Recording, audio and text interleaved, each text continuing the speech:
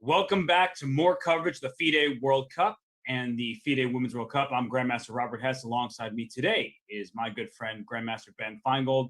Ben, didn't have you on the call yesterday, but I'm sure you're watching. How are you feeling about the event? The event's great, and I think yesterday had a lot of draws because the cream is rising to the top, and there's fewer games.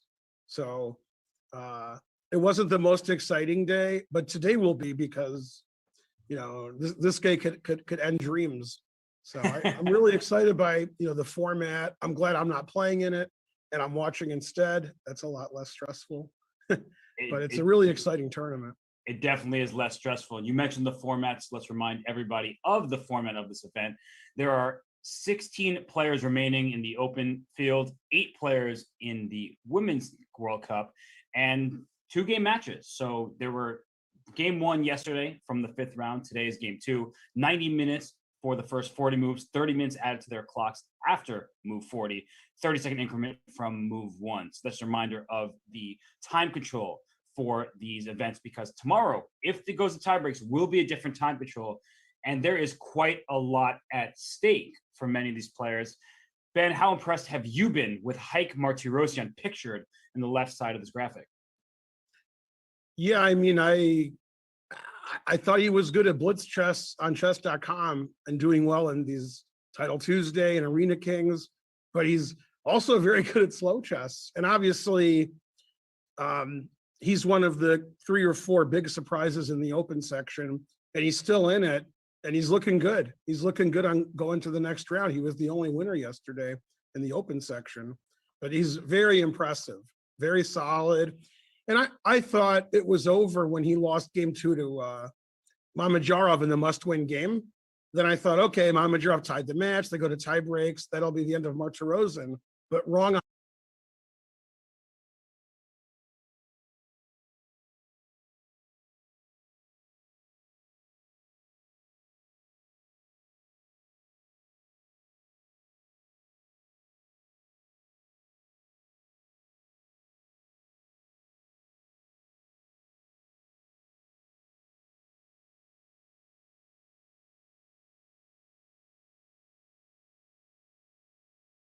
Anything for granted. He's preparing really hard. He was exhausted from this grueling competition, and yet he was going to prepare once he got back to his room, and he's been practicing with friends. He thinks the rapid time controls help him.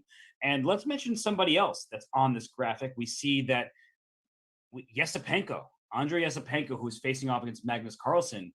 Is he Magnus's kryptonite, at least for the moment, because Magnus has beaten everybody on the planet, but not Andrei Yesipenko?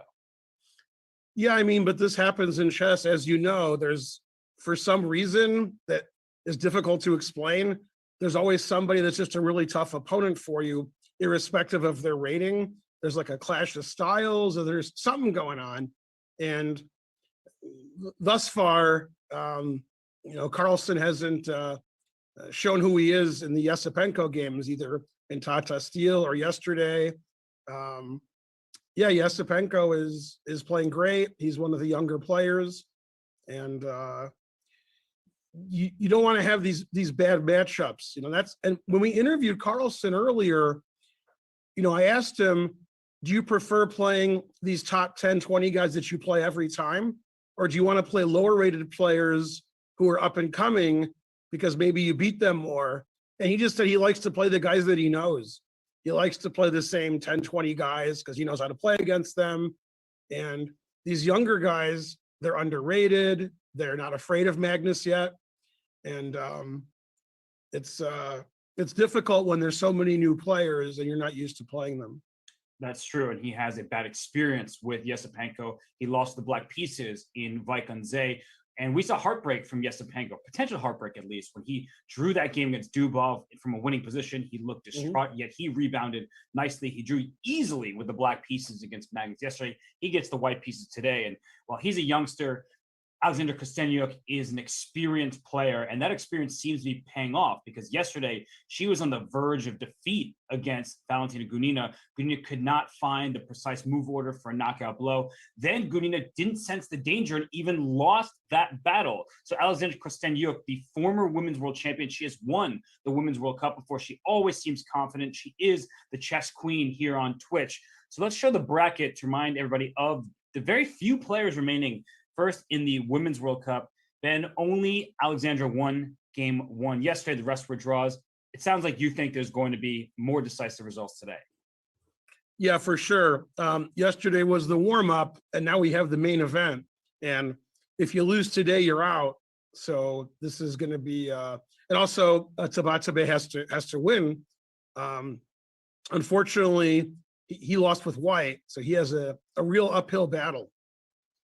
You could say that again. We have seen players rebound with the black pieces, win on demand. Nordirbek Abdusattorov did so against Vasif Durabeli. But as you mentioned, Ben, Haik Martirosyan, so solid, well prepared. He doesn't seem like the type of player you want to face when you need to win with the black pieces. He's not going to take those risks. But anything is possible at the World Cup. Yeah, especially this one. A lot of the top players went out early, which we always see, and some players we didn't expect to do as well. Now, you were saying earlier, Robert, the top 8 go to the Grand Prix, so that would be all the winners of this round would go to the top 8, including our own Sam Shankland, who I guess before the event wasn't a favorite to go to the top 8, but he has white today against Fiddler, so he has a chance as well. He certainly does, and he may be a bigger name than even some of the others. There's Velimir Ivic, there's Kasper Piorun. There's just so many players that have surprised to make it to this point, and they are looking to qualify for the Grand Prix event and the Women's World Cup. The top 3 finishers make their way to the candidates event. So if Karjakin can win, the other 3 semifinalists will find their way in the candidates, and that will be a huge accomplishment for them. But for now, we will take a quick break, and when we return, it will be the start of this round from the FIDE World Cup and the FIDE Women's World Cup.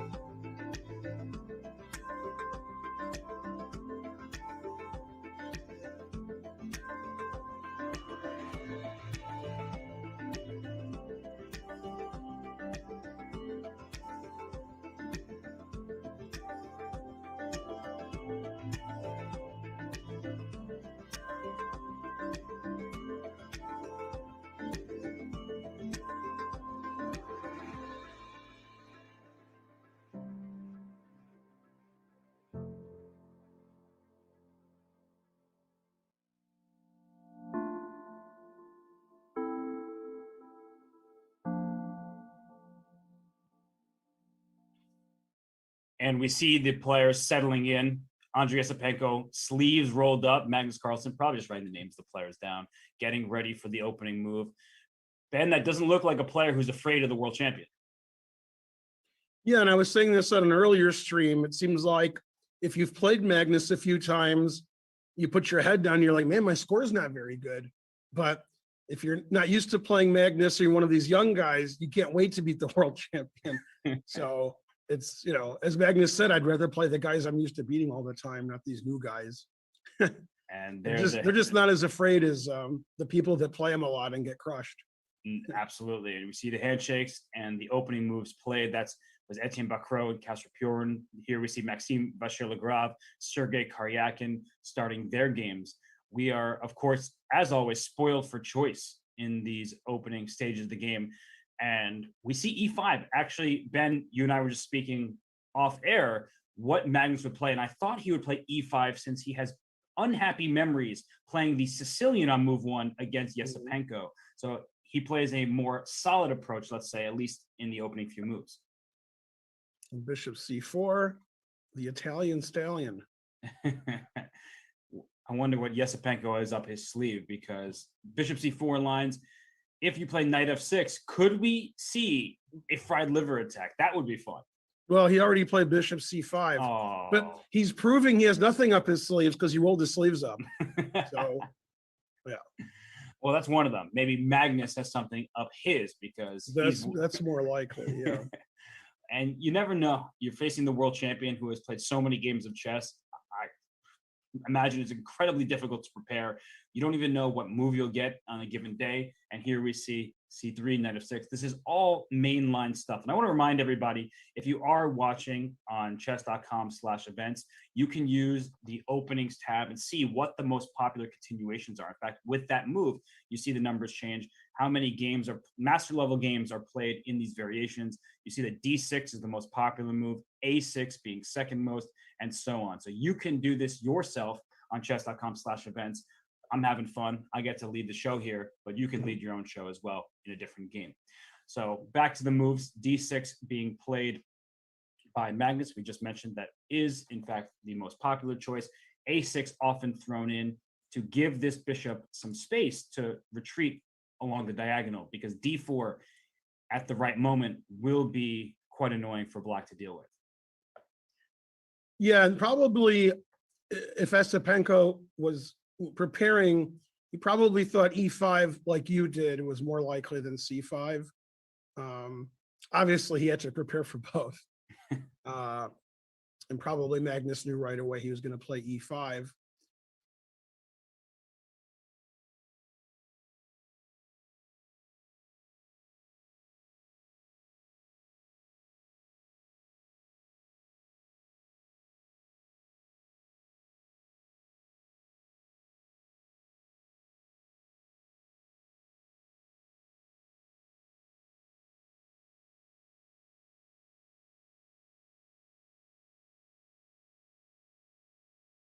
On people's throat and they can't move.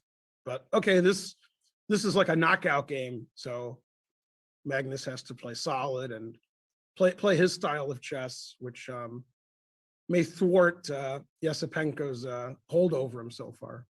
Yeah, and that's actually something that's important to note, that in Vaikonze, where Yesipenko defeated Magnus Carlsen, that was in tournament with a round robin event with many people, and you start looking at the leaderboard and you may be behind, so you have to play a little more aggressively with the black pieces to catch up to them. So with everything in front of you, you control your own fate. It's a one-on-one match.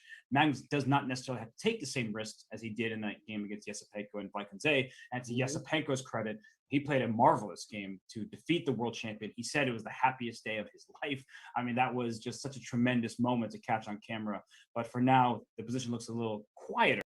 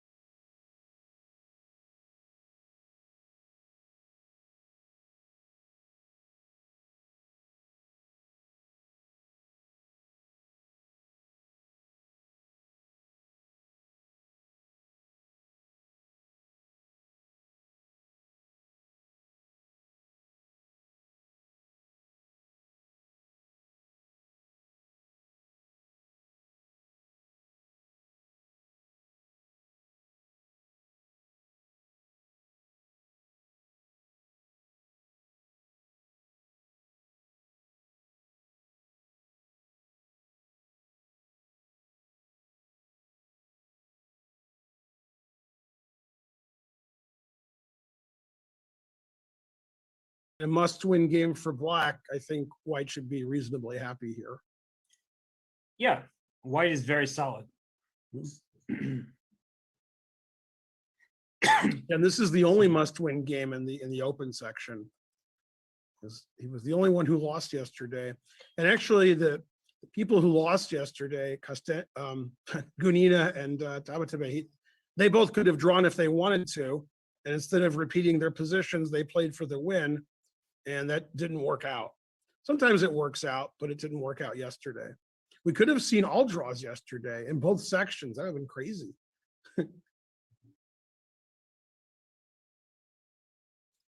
Let's see. Is that Esipenko who looked upset? Sorry about that. I was just got something caught in my throat. Guys have been commentating too much because you know. Well, we'll give you the day off tomorrow, Robert. How's that? I thought you were about to give me the day off today. You say, yeah, I'll just talk nonstop for the next 2 hours. You can just sit here and hang out. Yeah, I can do that. Yeah. Anyway, knight d7 played by Tabatabai here. Very solid approach. Nothing major has happened yet. No trades and no real commitments from either side. I think that's good news for Amin because he needs to win, and it's not like there's clarification in pawn structure or things of that nature. But it's not going to be easy to win this game because where is he going to even create attacking chances from? There's no weakness, no potential target. It's very difficult to play for win on demand with the Black pieces. Right, and Black, there's two ways to do it when you have to win with Black. One is to make the game go 1,000 moves and give your opponent lots of chances to go wrong. And one is to play super aggressive and put a lot of pressure in the opening and hope to blitz your opponent. And he's taken the former. He's just playing solid and hopes to outplay his opponent in a long game instead of playing crazy and getting a bad position, but hoping to trick his opponent. I actually like this way of playing better. The crazy way seems to lose a lot because you get a bad position, you're hoping for a blunder and things go downhill quickly. Yeah, this is much more principled approach to the game. And well, there's some pressure on Hike because if you play too solidly, you may not be playing the best move because you're trying to minimize risk, which actually often maximizes the risk because you're not just playing chess. So this game, not too much going on for the moment. Let's keep on going to the others. Okay, this one looks exciting at first glance between Vasif Durbeli and Vidit Gujarati. They had, what a game that was yesterday. I didn't catch the beginning of it. I joined the show later in the day, but that game was wild beyond belief. And here we have a strange looking position. This looks like a Rui Lopez where I've seen this line. Right. Hope I'm right. No, you're absolutely right. It looks strange at first Yeah, glance. I've seen this line before. It's always confusing.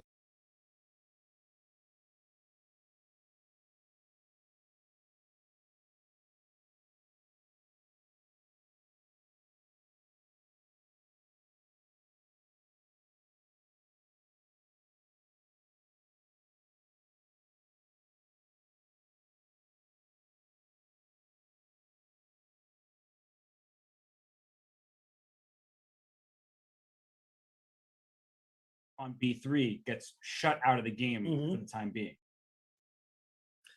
Yeah, it's very double-edged because White gets 2 bishops, White castle before Black, but Black is saying your White square bishop's no good, and in the Rui Lopez, that's your bishop. So you mean that one? It's a very enterprising way to play. Doesn't look like much of a bishop right now. Exactly, yeah. And knight h5. So I think this is a new position. Still in his prep because you see how much time he has left. Yes, new in terms of historical games, but not new if you're Vidit Gujarati. You know what you're doing here.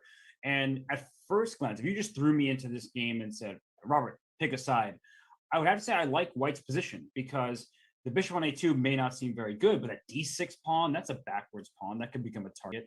This knight is coming to c3 in the near future. And I could even consider taking on e5 because Black has not yet castled. So bishop e5, d takes e5, just swap on b5 for a moment here. And maybe play b3 to start, try to chisel up the pawn structure. I see that this knight is trying to jump to the center. Maybe it's nothing for White, but I don't know. Something about this feels a bit pleasant. It's very strange, this position, yeah. But it seems like the bishop on a2 is not going to be trapped forever. No. So as soon as white can extricate that either with b3, and then either there's a trade, and then you would think that white's better because white has control of d5. The knight on h5 is a little strange. White will have the a file for his rook, but yeah, this is his prep, and surprising that Vasif has made it this far, but probably the favorite this match now, having the white pieces. So very interesting. Some of the matchups are just, we're totally shocked.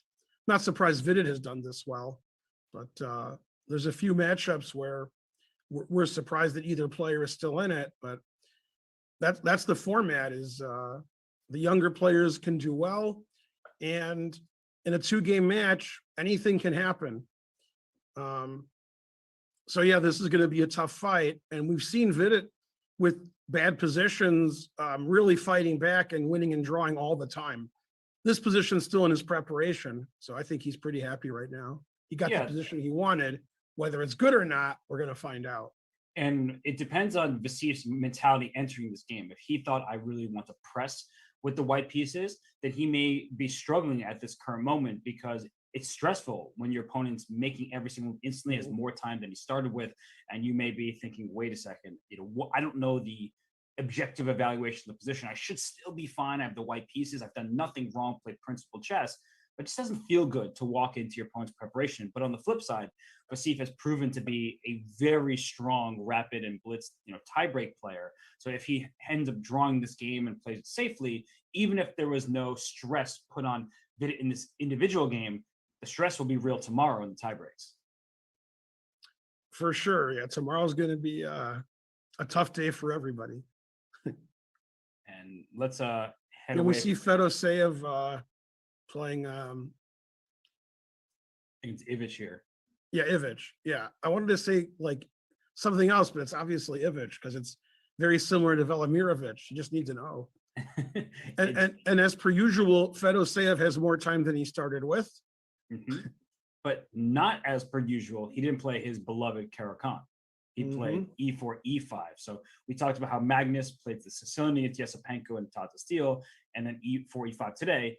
Fedoseev likely thinking his opponent expects a Karjakin, may have something prepared, cooked up at home. Instead, we see e4, e5, and we get a solid approach from this game here. Castles, bishop e7, all of this is theoretical. It's the Zaitsev variation. Yeah. Exactly, and rook e1, b5. So now is time to protect your e5 pawn, because once the e4 pawn is defended, bishop takes c6, and then knight takes e5 is a threat. That's why this move order is played. So b5, no capture for you, and h3. It's always a good idea to stop a piece from coming to g4. This bishop, h3 is a useful move, d6, and the bishop ends up fianchettoing. There was nowhere good to go on the original diagonal, so there, fianchettos, and knight to d2, bishop of 8, a4, challenging the structure, and h6 by... Yeah, and the Zaitsev, took over for the Smyslov variation, which starts with h6. And the reason is, when Smyslov played h6 before both of us were born, way before both of us were born, they thought it was necessary in the 1950s and 60s to stop knight g5. Then when they realized it wasn't, this prevented white from playing the knight f1 to g3 maneuver, because black, got his rook on e8 and bishop on f8 one move quicker. And so that's the whole point of this variation. Yeah, you play knight b4. Yeah, exactly. Yeah, so that's why white needs the knight on d2, because white's e-pawn is really under attack. And only after white hasn't played knight f1 to g3 did black play h6. And we should point out that it's not going to happen in this match, but there's a lot of grandmaster draws that, white plays knight g5, rook f8, knight f3, and repeats. That's the risk that black is taking, but usually in a 2-game match, white doesn't want a quick draw. Right, just showing that line, rook f8, knight back to f3, and rook e8. We've seen this a lot in some grandmaster games. Sadly, we have, but not in this one. And Ben, they were making moves very quickly, so the board was updating. But this kind of variation here, it can get quite sharp. So you really need to know your theory when you play a variation like this.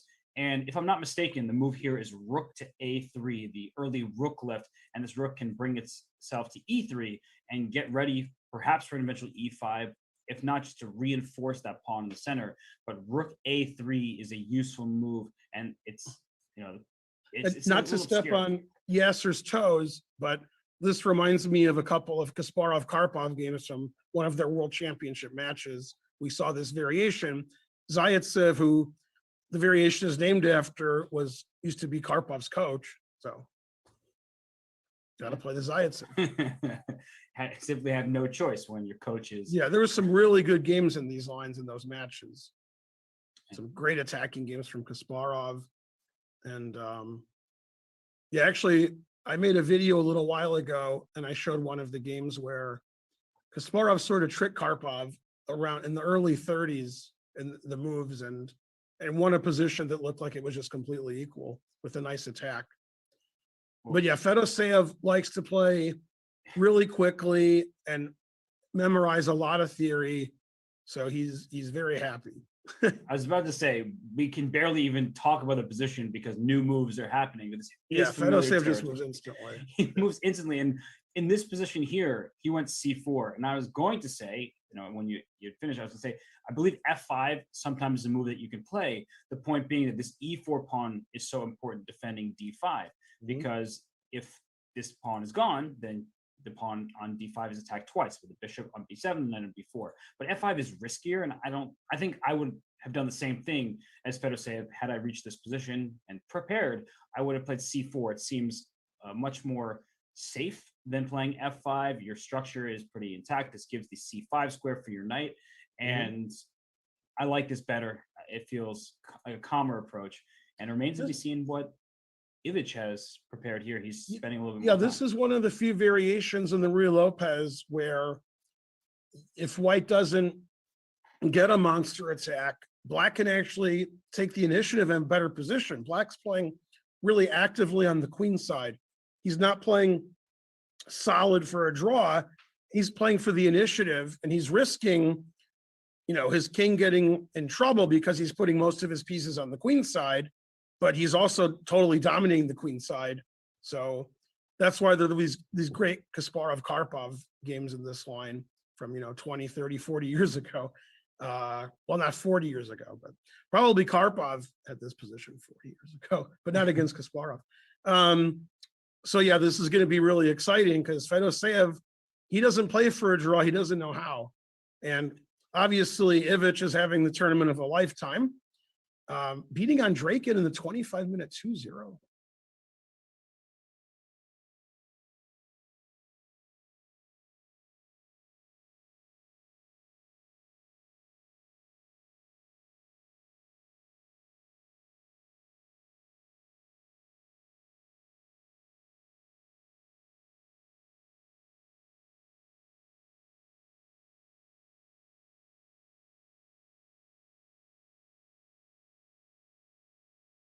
He's a Karjakin player through and through. He blitzed this out.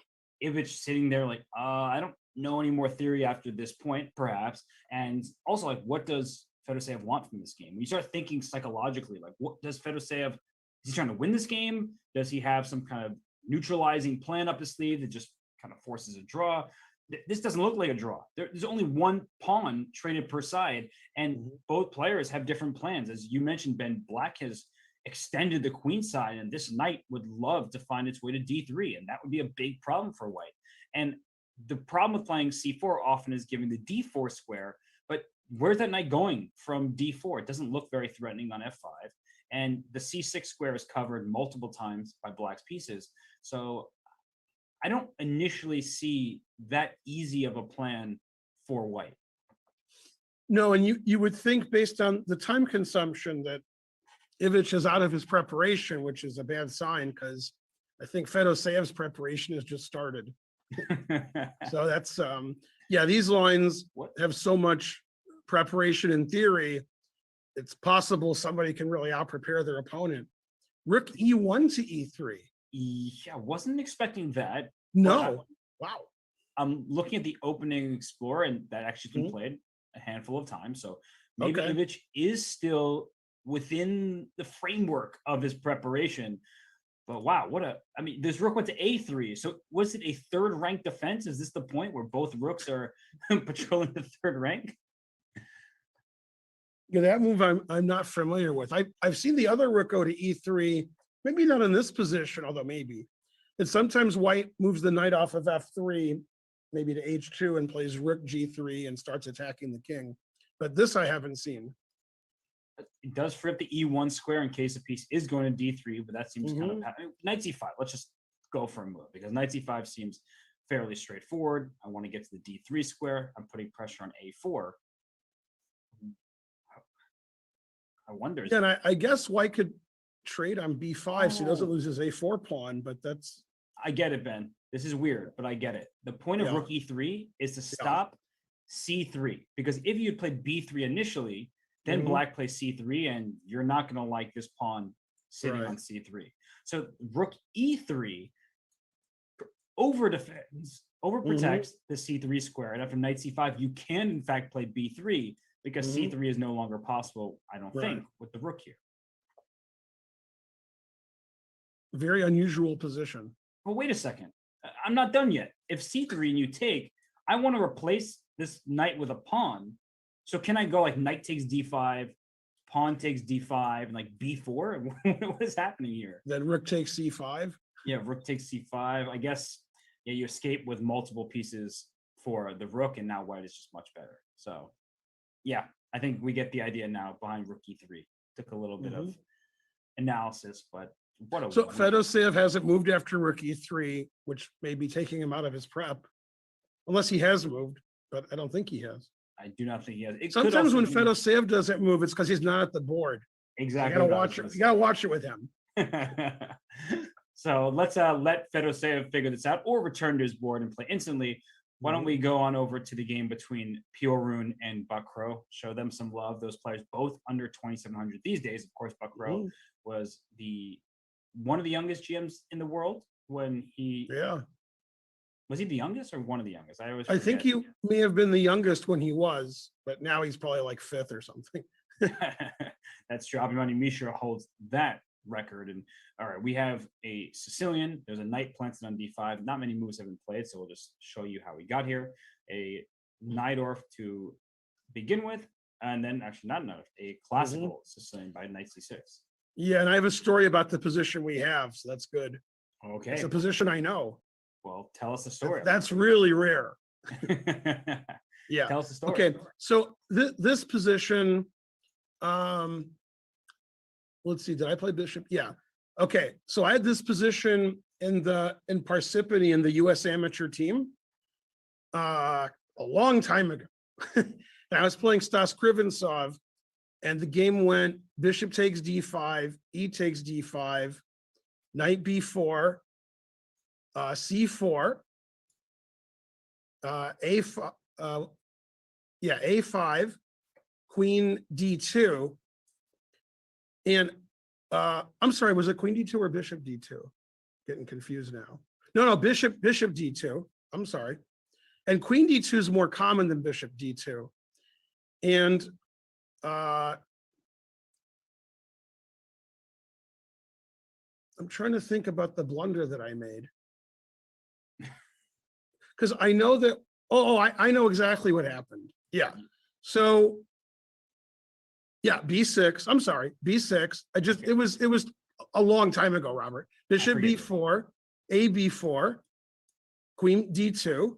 Sorry, this is like over 20 years ago. So I'm trying, and I played rook A4 here. Oh. And then Robert stopped commentating with me because it's such a bad move. Yeah, it won't even let me play it. That's how bad it is. Yeah. Yeah, that move is not good. Yeah, I didn't see C5. So I castled. He played C6. I played, I think, queen C7 and offered a draw, and he took it. What? Yeah. He accepted a draw after he got a pawn to C6? Like yes. That? Yeah, he accepted a draw, and I was like, yes, that's why I'm a good player. I want to offer a draw.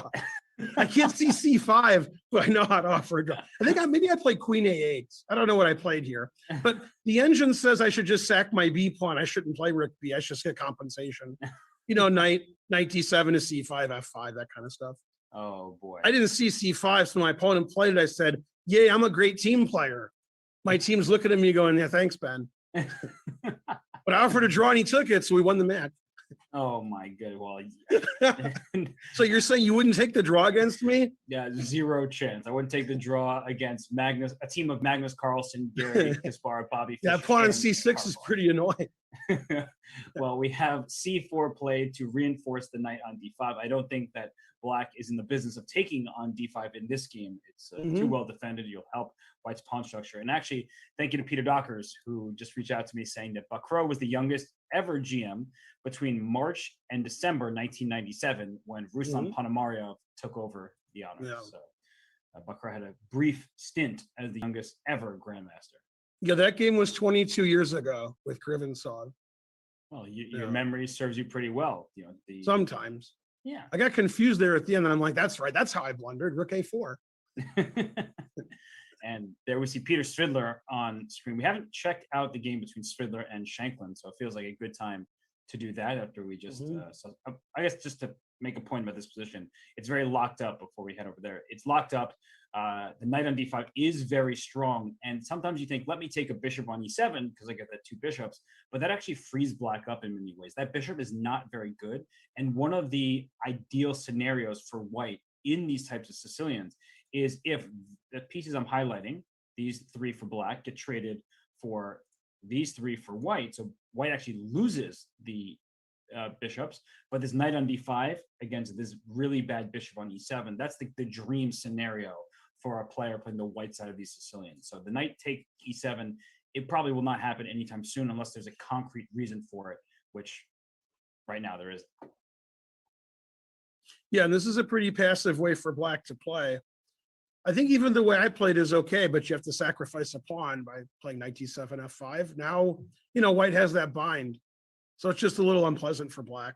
Although knight d7, f5 may still be right. What black is looking for just to gain some space. Although white really, as you said, has the bind, has control over the center, more advanced pieces thanks to this knight on d5. So all is looking well at the start for Kasper Purin. But let's head on over to pretty big matchup. All the matchups are big at this point, but Svidler and Shanklin. Of course, Shanklin held with the black pieces in the first game, and here in game two, wow, this is an exciting position, I would say, Ben, where opposite side castles, currently white is a pawn ahead, but we can see some pressure building on the queen side. But I look at Sam Shanklin's clock, Ben. And that's what I was just gonna say. Yeah, Sam's still in prep. Yeah. Oh, that's not good for Peter Svidler. That's not a good sign.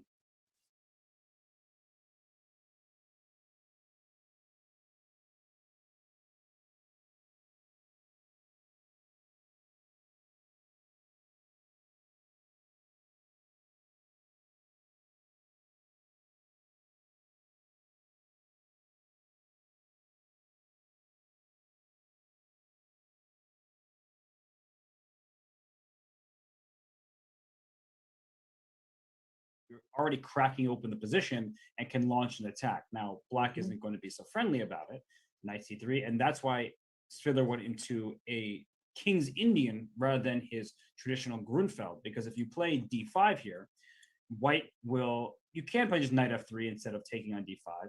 I think actually that's the main way to play it, because you have this annoying opportunity at some moment to play h5 rather than just like a more traditional plan. So he played d6, avoiding h5 for now, and after e4, when knight c6. This is sort of strange, honestly, for me to see Peter Svidler playing this position. Right, yeah, that's right. Playing a King's Indian. But I mean, this is part of, maybe it's not part of the preparation for the game. Maybe he didn't think Peter would play d6, but it's just part of his general preparation. But probably they looked at d6 anyway. And yeah, I can't imagine Svidler thinking Shanklin was going to play h4 on move 3. It's hard for me to believe. No, this honestly looks like my online blitz games where black gets in big trouble because you're kind of cramped. Like, look at white with all of these pawns, even the h pawn, and the pawn trying to come to g4. This f3 pawn this one pawn takes care of the knight, because a pawn 3 squares away from a knight often dominates the knight. It covers e4, it also covers g4, and then white can launch a big attack. So Peter went to strike in the center, d5 played, and you went knight to d4. And the reason you do this is you just don't want to, you don't want to get crunched, right? Like if you move your knight back to b8 or e7, well, what is your actual plan? White is going to go for h5 at some point, maybe even now, as a pawn sacrifice, and just go checkmate the black king. Yeah, and there was a game in the senior championship, which almost concluded yesterday, but they have a playoff today, Christensen and Kaidanov. And they had a similar pawn structure. And when Kaidanov played g4, Joel sacked a piece on g4. He didn't get enough compensation, so he lost. But yeah, I mean, if you don't sacrifice a piece in these positions, sometimes you just get smushed. So I think knight d4 makes sense since white played an early h4.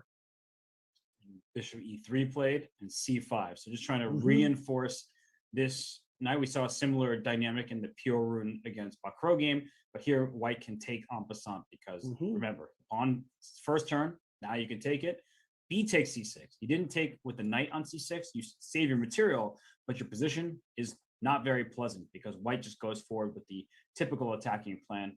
h5 happening soon. Queen d2, bishop h6, another option. So he took with the pawn, giving up a pawn in the center. And Ben, I mean, we're going to breeze through a little bit here just to catch up to the game.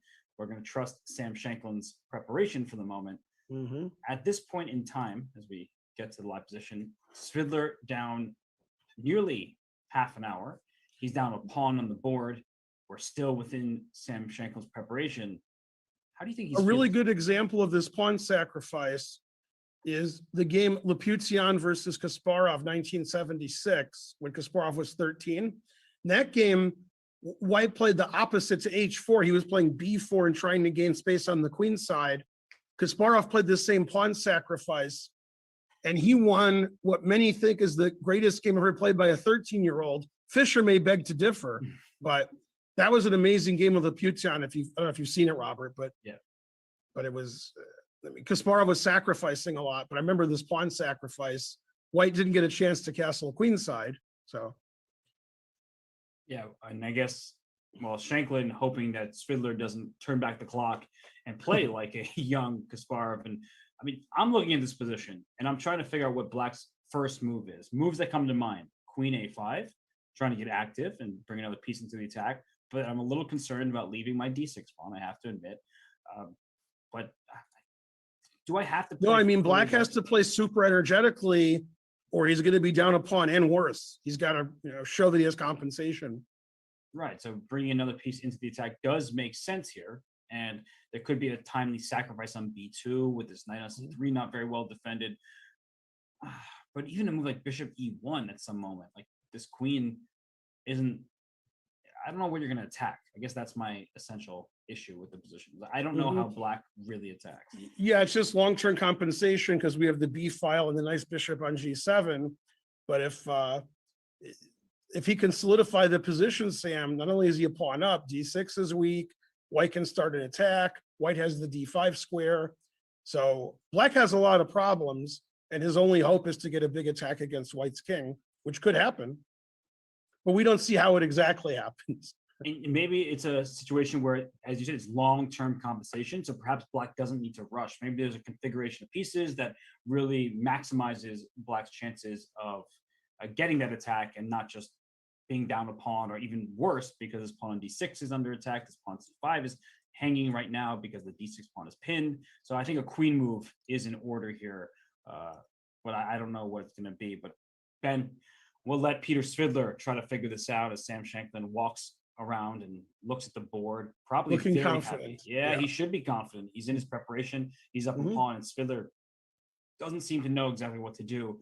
But we're going to take a break, and when we return, more from this coverage of the FIDE World Cup and the FIDE Women's World Cup. We'll be back shortly.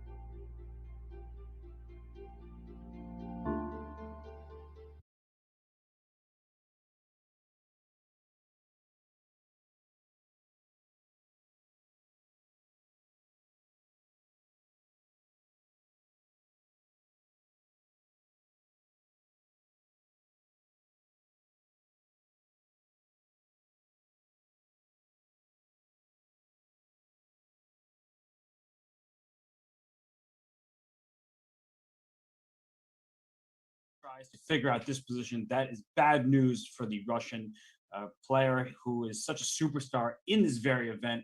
Ben, I'm a bit concerned about his chances, but Sam Shanklin, he's having a great event thus far, and he should be thrilled to be at the current position.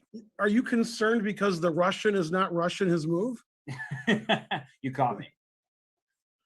But I mean, it feels like the type of game where Sam Shanklin, with the prep, with the material, with the confidence, he might be moving on to the next round of the World Cup. That's too early to say that, but yeah. Well, let's venture on over to the 4 games in the Women's World Cup. Let's see how they're doing. One game that caught my eye initially, of course, is the game between Karjakin and Dinara Savakasova. Still early stages at this point, but White can capture this pawn on c4 with a number of different pieces. I'm just looks a bit tactical in nature, as this d4 pawn is under some threat as well. That's an isolated pawn, even if it survives. I'm not sure this is what Savakasova wanted, especially based on her time consumption. Yeah, this seems like Black equalized very comfortably. And as you pointed out, White's not in prep because of the time consumption. Yeah. So I think, oh, and she took on c6 instead of taking one of the dozen ways on c4. Yeah, so she takes on c6. I imagine that makes the d pawn safer. Yeah. It does, but then White gets the bishop pair, and actually, this bishop on f5, the unopposed bishop, is going to be quite a nuisance, especially because of this pawn on a4. It's one of those moments where you can kind of scoot this pawn back to a2, and the reason why is, let's say knight takes c4, queen. I'm going to just go back to b7. You see that Black has good control over these squares on the b file. And there's a d5 square for this knight to jump to. I'm definitely taking Black in this position. Yeah, this looks very comfortable. Yeah. So this is a nice position for Black. Usually at the high levels like this, Black is suffering a little, but looks like Black's not suffering at all. No. Yeah, I mean, bishop takes c6 was played because she was worried about the d4 pawn, as you mentioned. Right, because even after knight d2 takes c4, maybe just queen takes d4 is the response, because pawn's hanging. Now this bishop's under attack. If you trade and the knight jumps in here, that doesn't look very good. You're down a pawn. So I understand the concern from Dinara Savakasova to do this, but I'm concerned for her long-term chances in this game. Yeah, this looks nice for Black. Well, if you think this looks nice for Black, let's go to the game between wait till the next position. Gunina and Kostyanyuk, because look at this position where Black is up a pawn. So at first I like the extra pawn, but then I start thinking, where is Black's king going to go? This is the exact type of position you want if you're Gunina. You may be down material, but it's going to be a fight. Right. White isn't. This is the only game in the women's section where there's a must win. White must win. And, we saw Kostyanyuk earlier play that brilliancy where she was sacrificing everything with Black and getting a big attack on the king side. So maybe she's having memories of that. But Black has a lot more time on the clock, and probably White doesn't have enough compensation, but practically speaking, making it difficult to play with your opponent, having a totally asymmetrical, confusing position, that's a reasonable way to try to win. You know what this indicates to me, Ben, is that maybe it wasn't so much a pawn sacrifice as it was a kind of, I desperately need to do something, and spending this time and being down a pawn and the eval bar where it is and Kostyanyuk playing so quickly, it just feels like this isn't how Gunina anticipated the game to go. And if we actually scroll back to the beginning, it was a Spanish knight f6, castle, b5 early, bishop c5. So these fun variations, d6 and d4. So White strikes very quickly in the center, and Black calmly says, I'll retreat because you need to take care of your pawn on e4, whereas e5 is defended multiple times. So a4 played, bishop b7, and here bishop g5. And this is where things got quite hectic as Black played h6, and White did not take on f6, which would allow the queen to capture, instead playing bishop h4. And Kostyanyuk says, oh, if you're not going to take on f6, I'm going to play g5 because your pawn on e4 is under attack. Yeah, whenever I have Black in these positions, my opponent plays knight g5 and beats me, even when it's bad for them. Just never works out for me. Yeah, it seems like this pin is just everlasting. You can't easily kick it out except you play rook g8. And I guess in this current Yeah, position, here, yeah, since black hasn't castled yet, I'm sure black is fine here. right. And one of the big issues is that, yeah, if you've castled, then it's a big issue. But Yeah. here you can't get f4 in, this bishop and knight and everything hitting the d4 Mhm. square. So you can't, what you ideally you would do is just like throw all your pieces forward. It's not going to work because black hasn't castled. This rook is going to be open. I can just take, because if we take back, you lose the bishop and you get checkmated. So you're right. If black had already castled, then g5, there could be a sacrifice. Uncastled king, g5 is actually safer. And after the bishop retreated, then knight takes on e4. And she played knight to d2. And knight takes d2 was played. So looks to me like black's just up a pawn. Right. I don't think white has enough compensation. I almost want to say white doesn't have any compensation, but I guess white does because the pawn structure is a little ratty there. Yeah, we might have some attack against the black king. I think one of the big issues is that in order to really attack the black king, you need to open the game more. If black castles here, I know that seems like, whoa, you're castling into that extended pawn structure, but where are you going to attack from? Because queen h5, that's one way to go for things, the bishop and the queen aiming at f7, but it's defended. I just play king g7. And sorry, what piece is going to get there? You need this knight to jump to f5 in one turn. You need to play f4, but two pawns here cover the square, so you'd have to sacrifice a piece, and it probably shouldn't pan out. So it feels like wishful attacking rather than anything concrete working for white. Yeah, white's doing very well in bug house, but in regular chess, there's not some more things you can throw at the black king there. So yeah, queen f6 is coming, and doesn't seem like white has enough of an attack. No, things are hanging in the center. It's just a position where you're desperately hoping that an attack will work out, but practically speaking, there are some chances, but it seems like Kostynduk has everything under control, and her time management implies that she feels comfortable here. Yeah, we both like black. We both like the extra pawn. We both like the fact that she probably had more prep than her opponent, and she's up 1-0. So far, so good. Well, let's go to another game here in the Women's World Cup. I just saw a position that clearly came out of Sicilian, and bishop f4 was played. But if we just go back a couple moves, The old poison pawn variation. there was a check, bishop e3, here, bishop f4. So my question is, if queen c5, are we going to see a draw by repetition? Probably. That seems likely. You could play king h1, the main difference being that your bishop isn't on g5. That's where it was earlier, and your bishop's on f4. But I feel like it's not necessarily worth taking the risk. You're down a pawn as white. Like, it's not really clear exactly where your compensation is coming from, and this forces the issue. Like these moves are, queen 5 is necessary because queen a5 is one of those moves that you probably regret after knight d5. Queen is under attack. Yeah, I wouldn't be surprised if there's a repetition here. Yeah. And just to finish this line, why it's so scary for black is after king takes e7, there's this wonderful shot e5. E5 looks annoying, yeah. And you're just trying to get this skewer going, king and Yeah, rook in the white's same line. active pieces are too good. Too many bishops. Yeah, that would just be a winning situation for white. So I wonder, this is up to both players here. Zagnidze maybe thinking about knight takes e4, Ben. I don't know if that works. I'm a little nervous to play a move like that. But it is a pawn that you can capture in the center. I mean, that must be what she's thinking about, because again, as you said, queen a5 is terrible. So there's either queen c5 or she thinks knight takes e4 works, but man, it better work.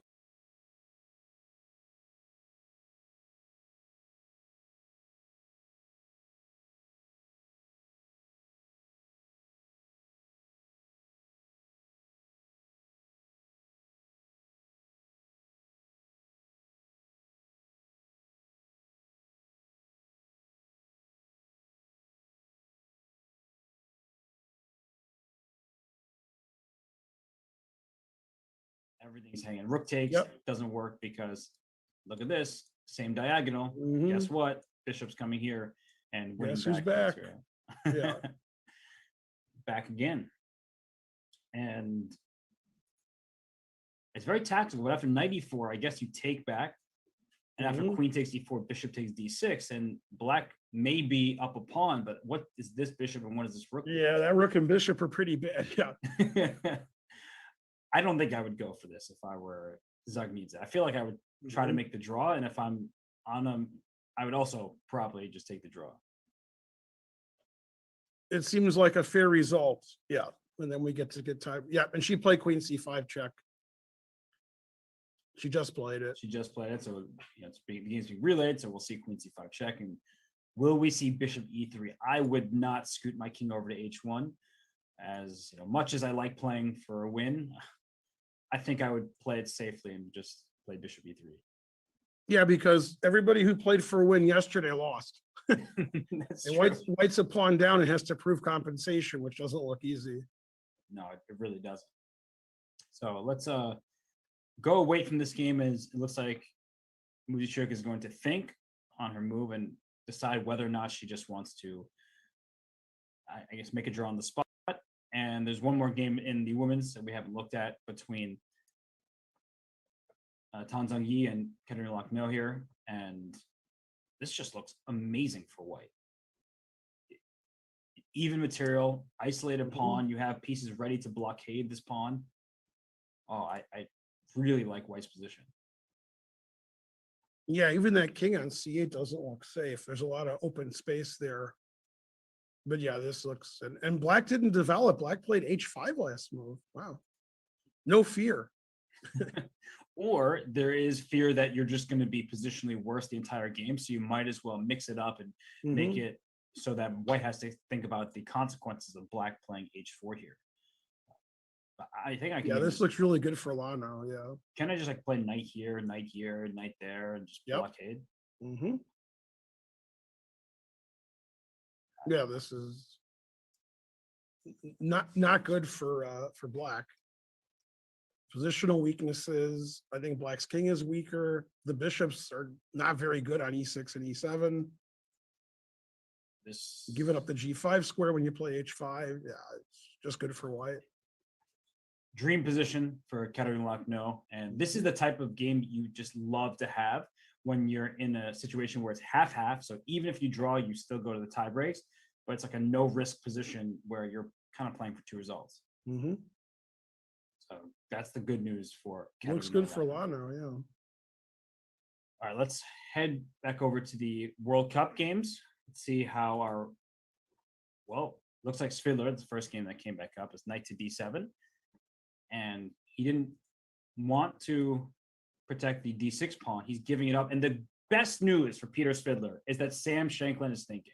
He's out of his prep now. Yeah. But that could be bad, right? I mean, it could be that Svidler didn't play the first line of the engine. Yeah, it's funny. So yeah, sometimes the players, when their opponents start thinking, uh-oh, the engine didn't suggest this move because my opponent's thinking. And Ben, if you had to make an instinctual choice here, do you take on d6 as white? I mean, they're letting me take on d6, so there's some other moves to consider also. But yeah, I mean, a pawn is a pawn, so I'll go down getting checkmated like Yasser and take some more pawns. Yeah, as long as you're up material, it's worth it. That's right. If the guy's going to checkmate me, I want to be up material. Yeah. I mean, black has to prove the compensation here. That's true. I think the main idea is bringing this knight from f6 to d4. Like at some point, knight e5, knight c6, just bring the knight around. Do I play queen a5 and then knight e5 and start bringing all my pieces forward? It also hits the c4 pawn. I'm kind of into. I mean, black has compensation, but yeah. The engines are going to like white, but maybe practically it's hard to play white. Right. As the attack looks very real. And I think one of the issues with getting into a variation of this sort is you had the preparation. You know that the engine approves of white's position at the start, but you also know you're in shaky territory because any little mistake by white, it won't be so little. It could actually have grave consequences. As look at all of the firepower about to attack the white king. I mean, just the pieces are well placed. And if you allow this knight to go to e5 and c6 and to b or d4, that's how you get in trouble. The bishop on f1, Ben, that's a really weak piece. Yeah, and it's unclear whether white's going to try to counterattack with h5 since he played h4, or if he's going to try to take on d6 and play bishop e2 and double on the d file. I mean, white has a lot to think about here because it's not clear what white should do, and he's not sure what black's going to do. I mean, as you said, queen a5, knight e5 seems like a very reasonable plan. And we could also play queen a5, knight b6 and attack the c pawn. So yeah, I mean, black has a lot of chances here, and it's not clear what Sam should do. Sam didn't have knight d7 prepared, so as you said, he's thinking forever, and he's got to figure out what to do against that. And he doesn't have the eval bar off to the side of the board to reassure him that his position is still good and better. He knows that much. It's preparation. Right. Rook takes d6 is one of those moves that could like lose on the spot. So you get too greedy, you don't develop all your pieces, you're not coordinated, you could. Yeah, and this is one of the few matches where neither, maybe it's the only match, where neither player has lost a game. That's true. A pretty sharp position for such solid players. Yeah, that's true. I guess Shanklin I would consider the more adventurous of the two, Svidler being the more solid player historically. But of course, he has so much experience and he's been to many of these World Cups and always in the final 16 players. So it's clear that he knows how to keep progressing in a difficult tournament like this. But both players will continue thinking, so we'll let them do so. I want to throw our attention to Jan-Krzysztof Duda against Alexander Grischuk. Not too much has happened there, honestly. The d5 pawn still isolated, but this bishop g4 move on the last turn, there could be a d4 and it won't be isolated because it'll be gone. Yeah, the bishop seems strange on d3 because you wanted on e2 to stop the pin and to put more pressure on the d pawn and protect d4. Black castle before white. Black has all his pieces out. I think Grischuk has equalized, and I think this game is going to go to tie. This match is going to go to tie breaks. Yeah, although I often feel that white is the side that needs to be a bit more careful. Yeah, you have this mindset of, oh, I'm just playing against the isolated pawn, but this isn't the game between Lucknow and Tanzangi. This is a much different scenario where black is ready to push this pawn, and as soon as you get rid of that isolated pawn, your only weakness is off the board, and black's pieces actually just start jumping into the position, and white could be in some danger. Yeah, Grischuk seems to have completely equalized. Yeah, it's looking very good for him.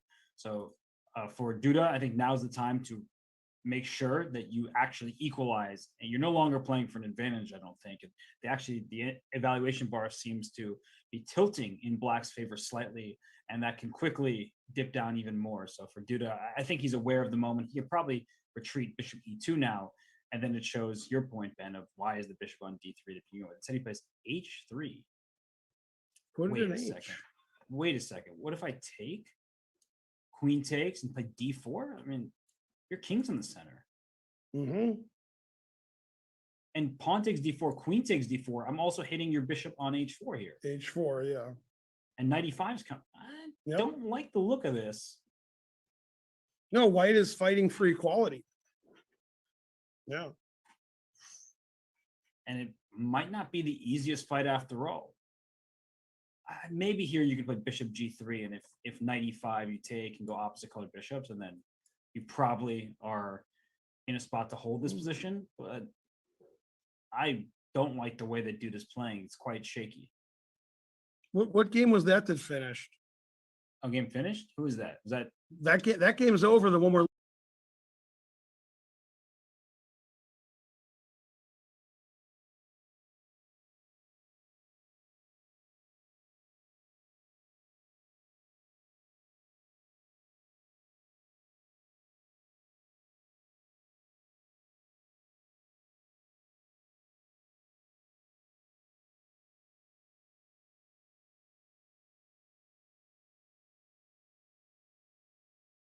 So, all right. Well, Duda may be playing with a little bit of fire, even though the position isn't quite open yet. Let's check out on our world champion against Yesipenko. Oh, okay. This is just a solid looking. This is the most exciting position in the history. Oh, wait a minute. White has the bishop pair. That's the supposed good news. You just can't really do the only thing the bishop on C1 is good for is trading for the bishop on B6. Yeah, some kind of that's a, I play black in the Rio Lopez. If you keep your bishop there forever, that's nice. The bishop on B6. Although if you trade bishops, that could end up being sometimes a problematic situation for white. And that shows the dynamics between knight and bishop. Bishops are great because they are long range pieces. They can attack this way while defending back this way. But the knight can go from color complex to color complex. So it can go to H5 and into F4, which is a square I'd like to jump to if you don't have this bishop on C1. So you have to be quite careful when you make a move like bishop E3 because it's a big commitment. Yep, queen E2, stopping the knight H5 idea. Wow.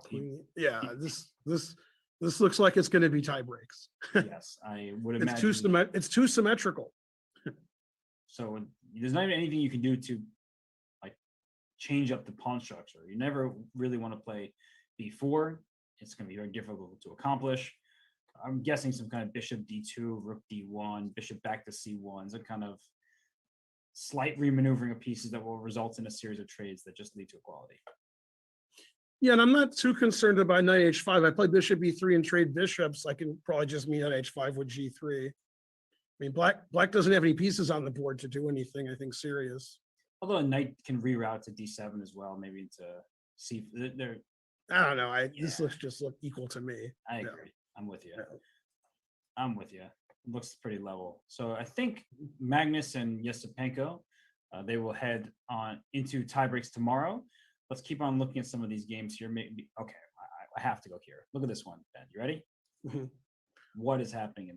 I was going to say it's probably Fedosev's game, but it's not. No, it's Vidit with Bailey. What is this bishop? What's going on here? B1. It's what? Isn't black just in great shape at the moment? So he's sacrificing the C pawn, but he's going to put something on C4. He'll probably just play bishop B takes and play bishop C4 and not so fun. Yeah, this is great for black. Yeah, B3 may be recommended by Sting, but it's not good for if you're a super grandmaster instead of BC3. Oh, after here. Yeah. Do you know the game Kasparov Sting? I do not know that game. Oh, yeah. He gave a simul against the police, and Sting was black, and he had his bishop. It was worse than that bishop on B1. No, that's not possible. Well, you didn't see the game. I did. I think his bishop was on A7, and his pawns were on A5, B6, C7, and white had A4, B5, C6. Okay, yeah, when I say it's worse, it's obviously the same. Yes. But actually here, it's possible white could sack a piece and then get his bishop out in like 30 moves. Man. Yeah, Sting's strategical understanding somehow wasn't as good as Kasparov's.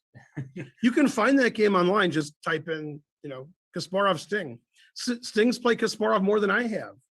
Wow. Well, what a legend. Have you ever played Kasparov, Robert, in any kind of chess, like for fun or tournament? No. Yeah, come on. What Sting got that we don't got? Oh, wait a minute. $500 million. Okay. All right. Well, this bishop on B1, Ben, whether Sting had the same piece, I don't recommend it. And it means I love Vidit's last move, C4 to C3, because just like we were showing before, if you play rook E1, I think you take, rook takes, and just pawn takes C3 here. Yeah, this is not good. Yeah. No, this is I think after C3, Vasif is PO'd. Yeah. I can imagine. And he can't even play R2 to D2 here. So it's all happening. Nice. I approve of the lovely little Star Wars references. And Vidit's taking over. The engine isn't isn't claiming a black victory, but we like it. Yeah, and I see Magnus on screen. I don't know. They're moving pretty quickly over there. So. Yeah, they're trying to find a repetition. Are they racing to move 30? Probably racing to move 30, and that means that we will not have the same reaction that we did in Vaikanze when Andrei Yesipenko beat him and had the moment of his life. And we will relive that moment with you while we head to break. We'll return with more coverage of the FIDE World Cup and the FIDE Women's World Cup when we return.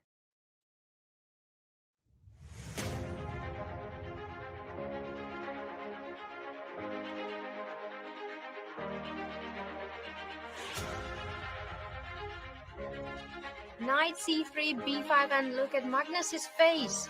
Did he miss it? I'm wondering. Yeah, he is not happy at all. Yesipenko is looking to beat world champion Magnus Carlsen. This is a historical moment for him. It is just groundbreaking. If he wins this game, he will be one of the only players to have a winning record against Magnus Carlsen. And as I mentioned earlier, Magnus Carlsen did not lose a classical game of chess for 125 games. The guy is hard to take down. And in his first opportunity, Andrei Yesipenko is about to do the unthinkable. That's amazing. That's just amazing. Historic moment. He stopped the clock. 18-year-old Grandmaster Andrei Yesipenko just beat the world champion in a classical game.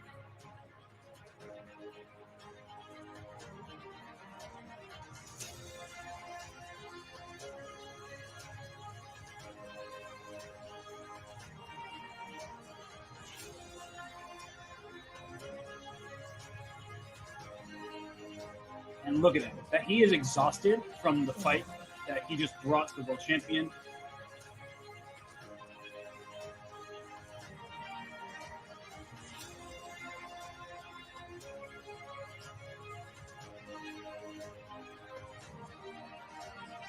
One of the best day in my life.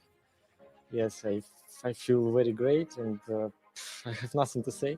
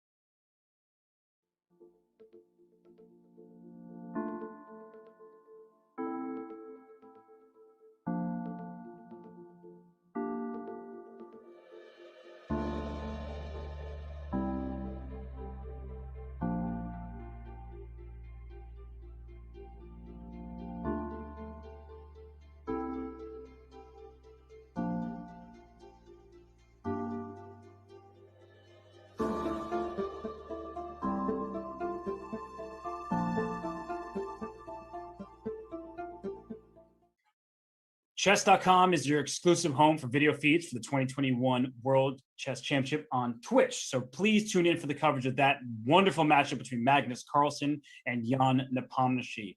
It will be the event of the year in the chess world. You will not want to miss it. And while we do have Magnus Carlsen in front of us here at the World Cup, he is playing against Andrei Yesipenko. Ben and I have been just marveling at how exciting this position has been because the players, it seems like they're almost ready for handshakes, but Ben, rook D1 to B1 on the last turn for White. Is he indicating that maybe he doesn't want to shake hands so soon? Yeah, I mean, that looks like he wants to play B4, which may or may not be a good move. Definitely risky. Well, it seems to at least gain space, maybe open up a new file, but you're right. I mean, Magnus is playing so quickly that he doesn't seem to be. I don't think he's worried about it. Yeah. No. He says, okay, you played B4. I'm not. I could probably take on B4, but I can also. That's what I was thinking. Yeah. You're gonna take. Something about this capture gives the D4 square for black, but maybe there's some hope to push here. White's, gaining space on the queen's side. I guess it's okay. But I think we both seem to be in agreement that it looks like Magnus is comfortably holding no matter how this game. It's funny, Robert. I thought he played G6 to play King G7, which I'm sure he did, but he also has this Knight H5 idea now. That's true. Yeah, I didn't realize that until after I saw it. So if, for instance, B3, some kind of random moves played Knight H5, you can't play G3, everybody, to stop the knight from coming to F4. You simply drop this pawn on G3. And it's actually sort of funny because Queen G4 looks like it does the same thing in response because pin pawns everywhere, but then black plays Queen G5. You just offer the queen trade and you stole a pawn in front of the king. This pawn is still pinned, and so black just wins material. Yeah, Magnus played G6 and just walked away. Obviously, I think if White had traded rooks, that would have made the game quite dull. But these guys don't play for a draw. These young players. No. And sometimes playing for a win is playing for a loss. Of course, Yesipenko has not taken any risk at the moment. But if you. But it seems like Knight H5 to F4 does more than B4. So maybe in a few moves we'll clarify, but maybe White has to be careful. Right. The good news is bishop on C4 is unopposed and covers squares like D3. So even if that knight gets that 4, from there it may not be able to venture up the board anymore. But the bishop, the F7 attack, not much. You can't pile more pieces onto that square. So it does feel like black, at least in the near future, has more to gain from the position, although White is very solid. We don't want to suggest that it's anything other than a level position, just different dynamics because of the knight and bishop versus the bishop pair, and the fact that White can try to initiate some pawn tension in B4.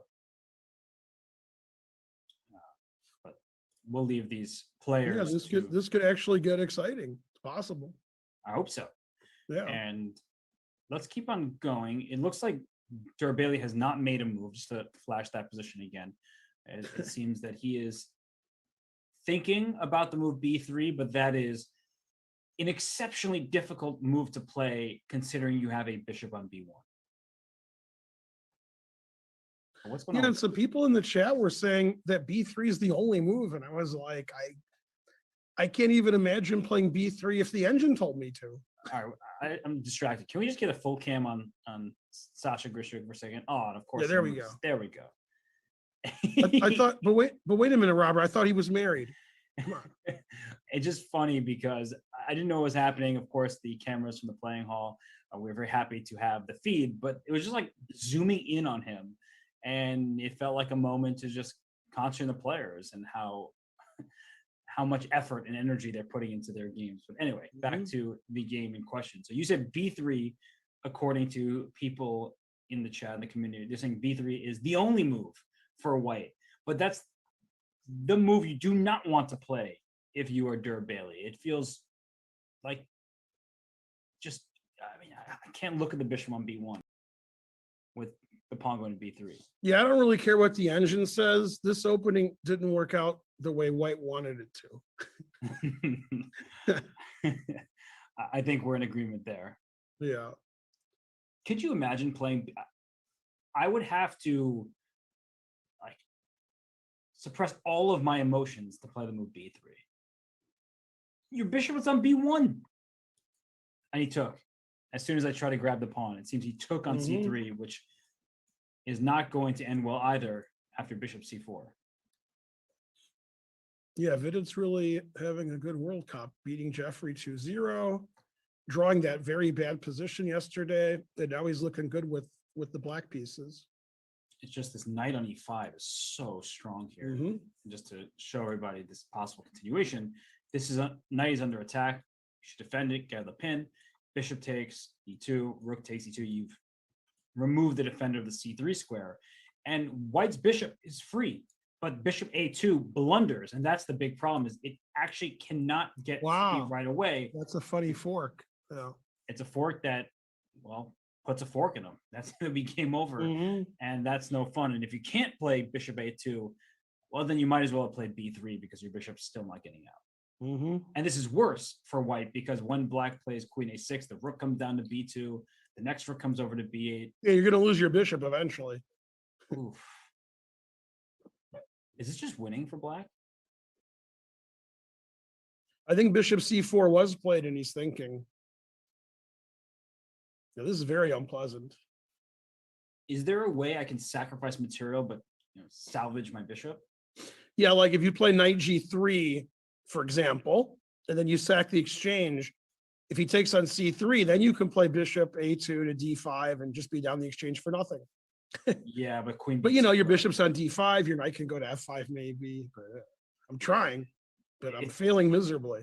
It's worth the attempt, but the problem is the C2 pawn is bishop B3. there's not enough here. I got my bishop. Yeah, I was gonna play bishop D5, but yeah, because this is terrible. Right, bishop D5. But yeah, obviously I can't. If I give my C pawn away, I'm just gonna lose. Right, you're not quick I'm just enough. pretending to attack. That's just over. This is looking really. Yeah, this is just lost. Yeah, I don't know. I don't know what Dur Bailey can do even. He might just lose a quick game. I'm trying to come up with something, but I really can't. Because rook E1 seems. Okay, let's say I play queen D2, so I just defend with. But here's pawn takes C3. You can't take with the queen, you lose the knight, and if you take with the knight, you lose the rook. But maybe this is what we're looking for, Ben, where it's bad, but it doesn't look as bad as the other variations. I take on C3 with the knight, you take on F1, I take with the rook on F1, and hopefully I get my bishop to A2 and D5 or something, or to B3 now. Yeah, Robert doesn't believe what he's saying, but he's trying. Robert's like, I don't know, maybe I don't resign. No, I really don't believe in this position at all. It's this is up an exchange and with just a healthy position. So but these are the moments where, in order to avoid a loss in a very bad position, you need to come up with something that at least gives you some potential. Whereas if you sit and you can't move your pieces, even if the engine says, oh, you're not that badly off, mentally you're just like, I can't do anything, I'm just going to lose. So I'm just trying to come up with a solution that gives some kind of play. It just feels like it's all for naught. yeah, this is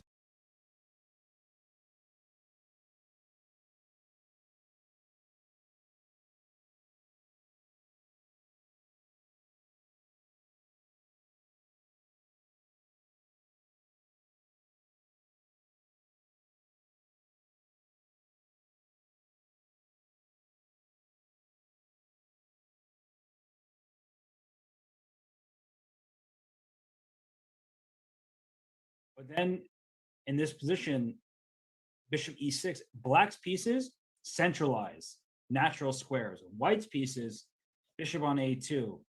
And he went bishop b1, and well, that just is not a move you really want to play. Maybe, Man, one day you're on Twitter complaining that people say you're not as good as Geary, and the next day you're losing with White, not in the World Cup. Man, harsh. chess is difficult. Yeah. And this position is zero fun for Vasif, who Yeah, Bishop well, on b1 is just terrible. Yeah. Yeah, it looks like his World Cup is coming to an end. And for Vidit to make the top 8, a good event that's continuing. He's now the number 2 player in India. He has overtaken Pintal Krishna in the ratings, and he wants to go for more. It's his highest ever rating. And for somebody like Vidit, who's been hovering in the 2720s, 2730s, this could be a career-defining event where he makes that breakthrough that all of his fans are rooting for. And if you're Vichy, are you like, yay, another great Indian player? Or hey, I'm the best player in India, stop that. Well, there's a certain reverence for Vichy regardless, even if somebody overtakes him. The longevity, the fact that he was the world champion. I think that Vichy has cemented his legacy and isn't too worried, and actually probably would like somebody to overtake him, because it just shows that India has not just Vichy as a historic figure, but also a future that's very bright, which they clearly do. They do have a very bright future. That's Praggnanandhaa, Gukesh, Sarin, Raunak Sidhwani, you name top talent, many of them are from India. So it's a very promising generation for India. And Vidit's older than those players, but he's at that 2,700 plus level, and he's in his prime, and he's gaining rating points, and we'll see what's next for him. Yeah, it took 34 years to go from 0 grandmasters to 65. Pretty good. Not bad at all. Tough country. Yeah. Very strong for many Olympiads to come. And well, okay, we talked about Vidit's game. I think we can get away from this one for now. Why don't we go back to the Shanklin game, because that one has changed a lot. So really? Oh. Yeah, look at this position, Ben. Let's see. So White took that pawn on d6, and then Black must have moved his knight and took on c4, and Shanklin was playing f4, e5. Oh, okay. So f4, not approved, but it's a difficult position. No, wait, what happened after knight e5? What was White's last move? White went f4 after knight e5. Oh, no, but I thought it was rook takes d6, knight e5. Am I wrong? Bishop e1 is the move that I missed. Okay. Yeah, bishop dropped to e1. Okay, that's the move that I missed. Okay, so then knight e5, f4. But f4, not approved by the engine, but I don't really know what else to do exactly, because b3, it defends c4, but loosens up the c3 square, and I don't know about that. So f4 takes, and e5 was played by Shanklin, and it says, as chess engines always do, zeros. Yeah, that's how they do it. Yeah. Of course, this position is completely equal, no life for either side. That's right, just a a complete draw. Okay, so if it's equal, that means that Black has a ton of dynamic play, because White is up a pawn, and with this pawn on e5, you shut out the bishop on g7. So from a practical point of view, I actually like what Shanklin has done, even if the engine doesn't approve. I'm playing some other moves that might loosen up your king are difficult, especially in a situation where you may be eliminated from the World Cup. So rook f d8 played by Svidler. And I think Svidler likes this position more than he did before, based on his body language. Yeah, he must. He made the move, and then he sort of got up like he had a pep in his step. Yeah, he seems to be into the position in a way that you aren't when your opponent is blitzing out every single turn. And a big question now is, there's a discovery against this queen on a5, but the knight is sort of needed because a2 is under attack. So knight e4 looks like a good move, but it definitely is not, because you drop this pawn a2, which defends this bishop and increases pressure over here. So knight a4 is the other jump that you can go for, and then you have to play queen b5. It's the only move that doesn't drop a bishop on c4 because your queen's under attack. So queen b5, and please don't tell me we'll see like knight c3. Oh yeah, b5. knight c3. There we go. Oh no, like just a repetition. Like That's this. what you wanted to see. I will be a That little one. bit. That's not unlikely. That could happen. And this isn't like the MVL Karjakin game where they just didn't even try to play decisive chess. This might just be the best choice for both because queen b5 is forced, and after knight c3, you could back your queen up, say to b7, which actually doesn't look bad at all. You have good light square control, but maybe that allows white to activate in a way you don't want. So I actually could see this game ending in this kind of draw with These 2,700 players always find repetitions. They're geniuses at that. It's true. It's like, we're like, how could this possibly be a draw? And like, oh, I'll show you. Knight a4, knight c3, just a repetition. So I guess the question, Ben, is if we try to zoom out a second and we do have the eval bar on screen, but let's just ignore that for the moment. If we were trying to play this game, if you're thinking about this from Shanklin's perspective, you had your preparation, you're still up a pawn. Do you think he's seeing this position as I should still be better because I know a few moves ago I was? Or are you looking at this with some nerves? Wait a second, my king is a bit open. Black's king looks very safe. Black has the bishop pair, which should compensate for the pawn deficit. How do you read this position, not just for yourself, but like how the players might feel at the moment? For myself, I'd be very worried with white. Black's pieces are all just active, and a mistake could lose the game right away.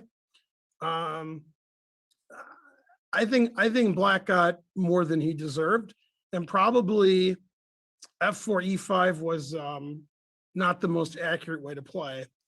So I think Sam will be reasonably happy by taking a draw here, but he won't be happy with what happened after his prep ended. I think he had an advantage, and it slipped away. So I think both players will be satisfied to go into tie breaks. But I think it's very dangerous for white to play on here because Black's pieces are all great. How about if I minimize the danger by playing with like queen to a4? So forcing a queen trade, it looks like. Can I play do I want to play queen b4? I don't. Oh, that's a cool move. Yeah, because queen takes b2 is a reasonable threat. A2 is hanging. I got that dark squared bishop still. The rook on h1 isn't playing. I'd just be afraid if I was white that, my extra pawn isn't as important as Black's activity. I am completely on the same page. And even if you say traded queens here, right, like something like rook takes d8, throw on the intermezzo and take on a4. You mentioned the a2 pawn. Yeah, probably just grab it and the bishop comes back to d5 and the g2 pawn. And I don't think Black is worse here. You can play F. I know you never play it, but with I was just gonna say I don't play f6, but I might play it here. I was just gonna say that to open up your bishop. This seems to be quite pleasant for Black. So right. If Sam sees knight a4, knight c3 as a repetition, that isn't the most obvious idea to even come up with in the first place. Just knight a4. Well, knight a4 threatens the bishop on c4, so he should see that. He should, and it just is a very obscure repetition. But if he sees it, I think, as you were saying, I'm now agreeing with you, Ben, that he might go for it just to not risk losing and go to the tie breaks tomorrow. Wow, what a game this has been. And I'm somebody who it's an interesting game, but it's probably in the balance right now. Right. And I'm not somebody who focuses on the result. Right? If you make a draw after a hard game, that's cool. But I'm glad to see the players really going for it here, unlike in other games. Sam traded on d8. I just saw him play rook d8.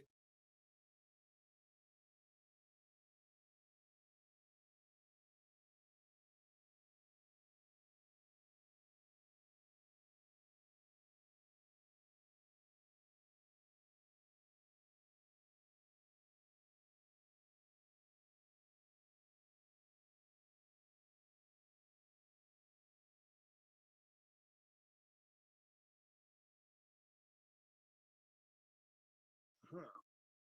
So your queen can slide back this one. Actually, it's starting to like black's position. I'm getting word though. I like black's position. Yeah, I like This- bishops. This Black's one king is way safer than white's. maybe not as exciting as it could be, but we'll see how it goes. I'm getting word that the Ivic game against Fedoseev is one we just have to go to. So Yes. let's go over there. And oh, there is a knight planted on d3, and yet the eval bar favors white. So what's So he material? must have played b3 like you said. He did play b3. Yeah. Rook c8. Takes. Man, look at that monster time advantage he has, as per usual. As per always. You know? Yeah, as per always, right. So I guess the first question I'm seeing here is like, why not knight takes c4? Because he went bishop b2 first. So there must be some tactical flaw with knight takes c4. Mhm. Maybe Can I some- play knight e4 or I can't? Yeah, I think you can. I don't know if I can. Yeah, you can. It seems It's legal. it's good. It's recommended, it Yeah. appears. All right. So you're getting your pawn back. This knight is hanging. And Mhm. instead, Ivic played after pawn to bishop b2, which looks more than reasonable, just Mhm. developing. And then knight to d3. Oh, I mean, gosh. This is amazing that somebody I've never heard of, maybe I should have, is just so good. Because his rating's not very high. I've never heard of him, and he's great. He's a teenager, Ben. So his Yeah. rating may be lower than it should be considering the Yeah. pandemic, not many events. And he's awesome. I mean, every single match we've Yeah. seen from Ivic. He didn't look like a teenager. He looked like he was about to retire. He's got a nice beard. Yeah. You know, I grew my first beard, Robert, because I didn't know there was different voltage in Europe. So I went to Oakham, the junior tournament in '86, and I had my electric razor with me, but I couldn't plug it in. So for 2 weeks, I didn't shave. I had a beard. I'm like, all right, I was 16. So, but yeah, I wouldn't have guessed he was a teenager by looking at him. No, he's tall, and he's also his age belies his strength. He's just very, very, very good. And well, I guess we have the zoomed in camera fiddling with a pawn, typical chess player, Exactly. grabbing a piece that's been captured. And I guess his coach is Gelfand. And look at Fedoseev staring right at you, Ben. Yeah, he heard me. Yeah. And it's a good question though, because well, not about his coach being Gelfand, but about the position here with his knight on d3, knight on c5. So you have many pieces defending each other here, and the c4 pawn still can be captured. So I think that Fedoseev is relying on compensation here for knight c4, knight takes b2, because now your knight is under attack. Knight takes b2. You're down a pawn. You have the bishop pair, this e4 pawn potential target, and black has no weaknesses really because you're down a pawn that would have been a weakness. So I look at this.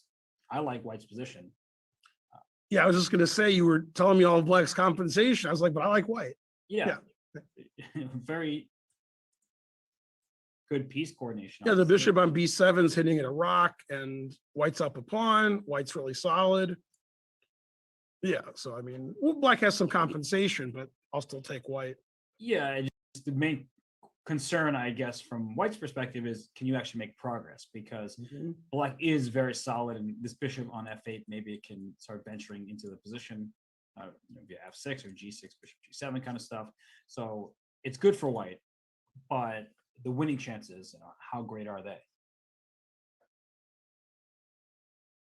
Yeah, and I thought when he played bishop b2, his intention was to save his bishop, not to just win that pawn and give his bishop away. I didn't think he would play bishop b2 and just let the guy take it. So Because there's a few squares for that bishop. that's true. Bishop a1, bishop d4. So I guess let's see. Bishop d4. I know I'm taking the knight square away, but it's nice and protected here. c4 still hanging. It's like, looks like one of these positions where white, I look at it, I'm like, white just looks to be in excellent shape, and the engine's saying, black's okay. No, this rookie 3B3 idea was really good.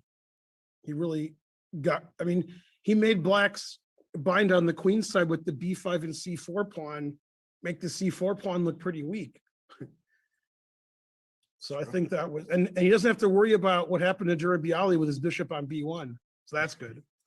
It's true. The bishop can actually just go over to Yeah, A2, the bishop's got places to go. Yeah. which is a really important point because F5 is a thematic type of move just to Mhm. destroy white's structure in the center. Especially for Fedoseev. He'll play F5.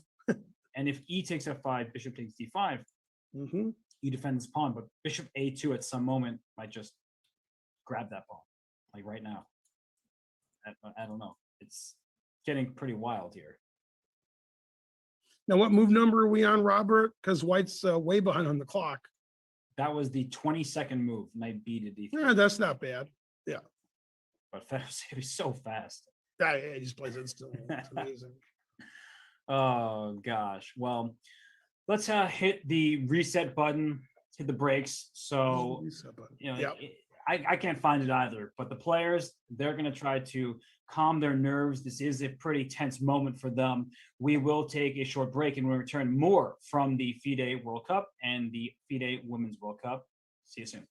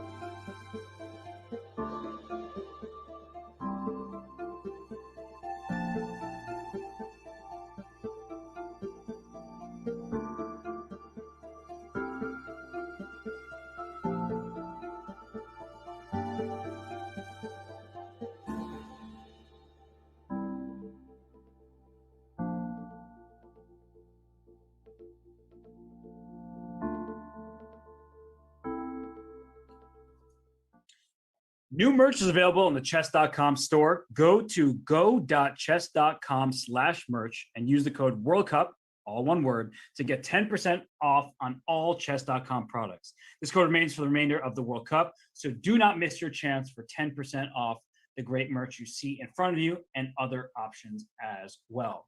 And back to the chess, Ben, we've had many interesting positions in the round. We haven't looked at the game between Casper Purun and Etienne Bacrot in a while, and this is another instance of bishop pair versus knight and bishop. I sort of like this bishop just hanging out on h6, and I think I'd be okay with Bacrot's position here. Yeah, that's probably, that diagonal looks like the right diagonal. So you stop rook c1. Black can play f5 later, or he can just chill. So it's, looks, I don't know, close to equal. I guess the engine is required to like white because white has more space in the center and two bishops, but black seems pretty solid. Yeah, it's one of these positions where it almost feels like neither side really wants to do anything, because f5, while maybe at the right moment you can strike and put pressure on e4, it also opens up more diagonals, and that's generally speaking good for bishops. Yeah. But the knight on c5 is really just a heroic piece covering the a4 pawn. If you ever take it, well, then we get opposite color bishops, and white surely will never be better there. So looks just very solid for black, as a rook will come to c8, and probably this f8 rook, and how to make any semblance of progress for white. Right, and he just played king g2, which isn't doing much. Another surprise in the final 16. I didn't see this coming. Bacrot, yes, but not Pierre, and I didn't count him as somebody who could make the final 16. And we have a lot of surprises this event, and they're pleasant surprises. And the games are all very competitive. We see a lot of equal-ish kind of positions. We're going to see a lot of tie breaks tomorrow. And the only person who I think is in a lot of trouble is Durabiali. I mean, he's not doing well against Vidit. The other games all seem really competitive. Well, let's see if there are any updates on that board between Vidit and Durabiali, because, yeah, that didn't look good. Still doesn't look very good, although Vidit is starting to spend some time here, and he wants to be precise to the point where white's bishop never gets out. His d6 pawn, a little bit vulnerable, but queen a6 seems to stop this bishop from leaving the b1 square, and then rook b2 to follow, things like that. I really don't like white's position. Yeah, and white just retreated his rook to e1 because he wants to play bishop a2, which, as you pointed out, loses to queen a6. Right. So if he could do it now, then he'd be pleased. But as you said, I think that it's going to prevent that. I just don't really see what white can do. And maybe white just needs to sit and hope that black doesn't just win the game. But black's moves seem relatively straightforward, right? Like queen a6, maybe knight c4 in the future, even knight to d2, and the bishop is just trapped here. Yeah, the bishop's just trapped on b1. It has to be losing. If white's not losing here, it's not fair. The bishop on b1, that should be a loss. You're right, Ben. If white's not losing here, then you're never losing a chess game, because this really seems like doesn't exist. Well, this game, unfortunately, not going Vasily Durabiali's way. There is a game in the Women's World Cup that I want to get back to, because Gunina needs to win against Alexander Kostenyuk. So let's switch on over to the women's section and pull up. No, this game was a draw. Here it is, the game between Gunina and Kostenyuk. Look at this last move, by the way. Black played f5. White took on e5, trying to get chaos. If you take on e4, I can take on d6, blast open the center, your king's here. And after d takes e5, she played c4. Wow, c4 is explosive. Wow. It is indeed. And after c4, if you take on e4, I guess you just take on b5. The knight is pinned to the bishop. The king's still in the center, not looking so good. Yeah, I like the way after F5, white every move ignores what black's doing. Unfortunately, white's taking quite a bit of time to do that. Look at that huge time advantage for black. So black's position's fine. Black has a big time advantage, but white's trying to make sure this game doesn't end in a draw. I mean, Right. losing and drawing are the same, so you gotta win, and she's making it tough on her opponent. So well done, trying to keep that black king on E8 at any cost. It feels easier to play this position. Well, okay, if this were just like a blitz game, it feels easier to play for white. The problem is that white has the burden of needing to win, so you have that pressure on your shoulders. So I guess from a match point of view, it's easier to play for Kostyaniuk, but from this particular game point of view, it seems like white's position is just favorable, and there's a king in the center, and white's king is safe, and material imbalance. I don't know, Ben. If you look at this position, had to make a choice, do you think that Kostyaniuk holds this, or are we going to see tie breaks? Just based on the time situation, I think it's more likely that she won't lose. Yeah, so I'm going to bet on Kostyaniuk this game. Okay. I like being a pawn up. I like that potentially black can win a couple pieces, the knight on E4 or F4. So, I mean, white has to be careful, and white doesn't have a lot of time on her clock. So I think because of the huge time advantage and the fact that the position technically is fine for black, yeah, I'm going to bet on Kostyaniuk. What do you think, Robert? What's more likely? Yeah, I'm just having a hard time finding like a specific plan for black. I'm with you. The knight e4 is under attack. F4, even if that knight saves itself, will trap the bishop. But I really like this c4 move because c takes b5 is a threat that wins a piece. So you take e4, you're going to lose c6. And I'm just trying to find something that's direct that makes black's life feel easier. The king is on e8. It's stuck in the center. It's not getting checkmated right now, but in the relatively near future, it could come under direct fire. So I'm actually liking Gunina's chances, even though I see the clock. I know Alexander Kostyaniuk is so strong. I just don't see an easy way to fend off the attack that seems imminent. Well, I don't mind seeing tie breaks. I want to see a lot of tie breaks tomorrow. So either way is good with me. Even in this position, right? Like if you take on c4, queen a4 is, yep, there it is. Queen a4, yeah. It's multiple pieces at the same time. And you probably have to play king e7 just to defend this bishop, but who wants to play king e7 here? That doesn't look very pleasant. And if Can I play bishop b7? Right now? After it takes queen a4. Okay. Bishop b7. I guess you can, but bishop takes e5. You're mean. And then knight f6 is coming, and the knight can just save itself as king. Man, I didn't see bishop e5. That's why I'm not playing in the World Cup. All right, I resign. Yeah, Next game. Let's start that one over. So I think Yeah. b takes c4. I mean, I don't want to take on c4 because that's what white wants. Right. But you also That don't want seems to really allow dangerous. c takes b5. You're having like, Mhm. which is worse? Do you just take on e4? It's a brave move, but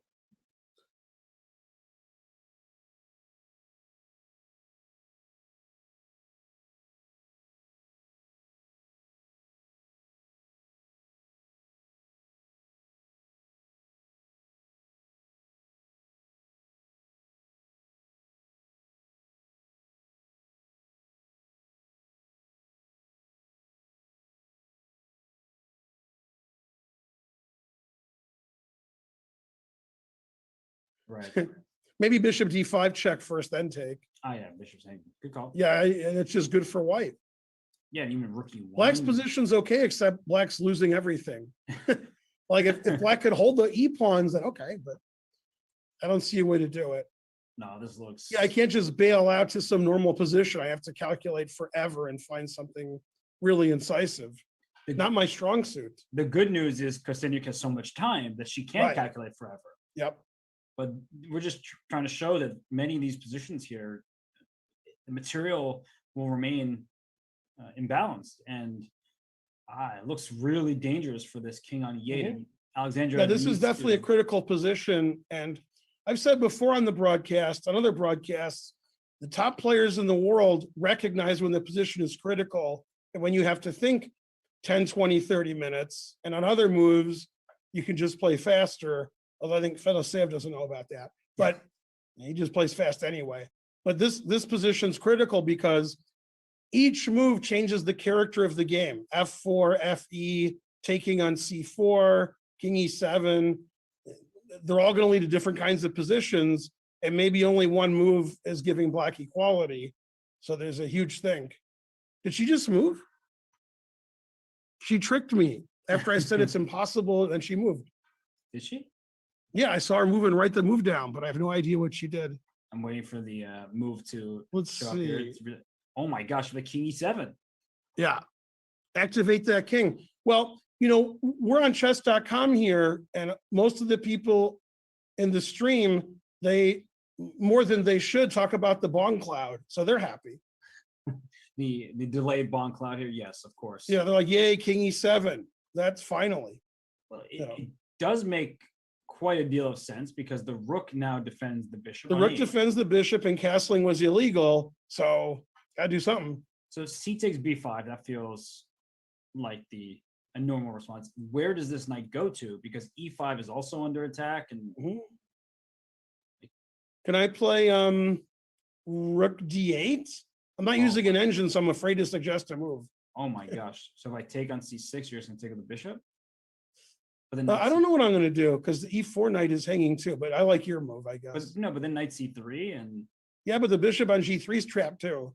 with the light It's too, squares. it's too confusing. Yeah, I mean, this looks actually very nice for white. Right, this is great for white. Yeah. So, wait. Can I just move my knight? I did protect my bishop in the corner. I just don't know where to go. I didn't like the e5 pawn hanging, Me neither. but I I guess can't- the knight's hanging on e4. So, Everything's hanging. right. That's why I thought Kostyuk was more likely not to lose because of the time situation. White's got to play super accurate to keep the pressure on, and just the time situation's bad. Black can think forever on any move, and white can't. This is too many options, and Yeah, this all- is different than the Karjakin MVL game. It's so much better when they play chess. yes, I don't blame MVL, he's black, but I do blame Karjakin. Yeah. I mean, if I'm Karjakin and I'm white, I'm not giving anybody a draw. I don't care who it is. I agree with you. You have to, Karjakin's Karjakin.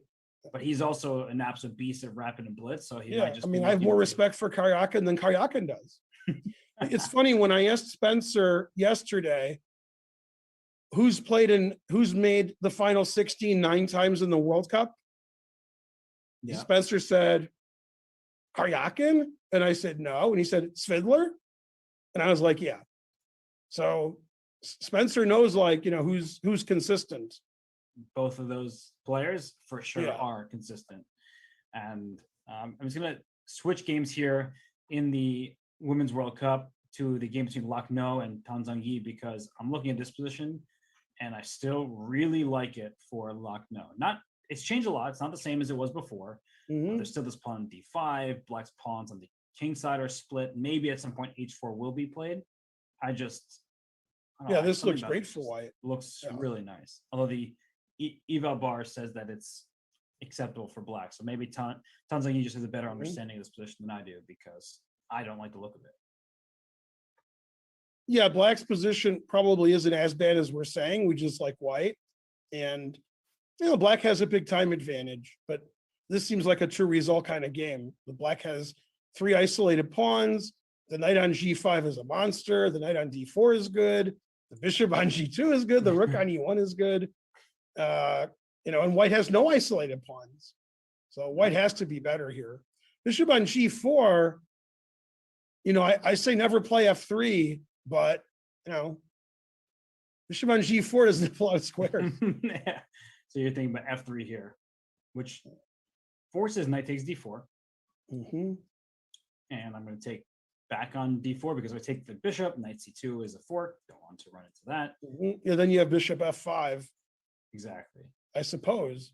Yeah, Although this also looks pretty good for white. still better for white. Yeah. All right, I'll throw in this check. Can I play pawn back to f2? No. No, you can't, but you can bring your king out to Darn. f2. Okay. There's split pawns everywhere. How could this Yeah. not just be good for white? Right. If you play H4, I play G4 and your bishop's trapped again. Terrible. Oh my gosh. I mean, I love white. Yeah, I mean, white doesn't have to do this, but Of course, it just just fun is, to have white. it says zeros. Like, of course, Right. right? Yeah, I'm taking white all day here. It's the same. It looks. It's zeros because the engine is going to play perfect for black and draw, but it's the kind of zeros where white wins or it's a draw. Right. So I guess if two super engines are playing, it's a draw, but everybody wants white. For sure. So we'll see how this game continues. For now, we'll switch on over to the other game still remaining in the Women's World Cup. It's Dinara's. Hold up. Let me refresh here because my earlier Always analysis refresh. overtook the actual game continuation. But here we have the players on screen, the live position. Black's last move, rook to e4. Double pawns here, but f4 seems to be a pretty big threat. I would take black. It just looks. Yeah, I guess it's dynamically equal, but I agree. I think it's easier to play black. No. Yeah, this pawn on. I mean, d4 black has to worry about the c6 pawn, and white has to worry about everything. d4 and f4 and getting the e file. White can't play rook e1 because the bishop on b4. Mhm. So, all right, the engine says it's equal, but you know, looks nice to have black here.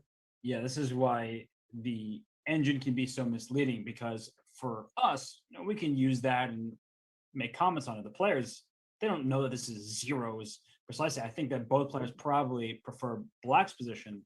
The bishop on g3 is on the verge of being trapped and also not doing that much, even if not for Right? the Yeah.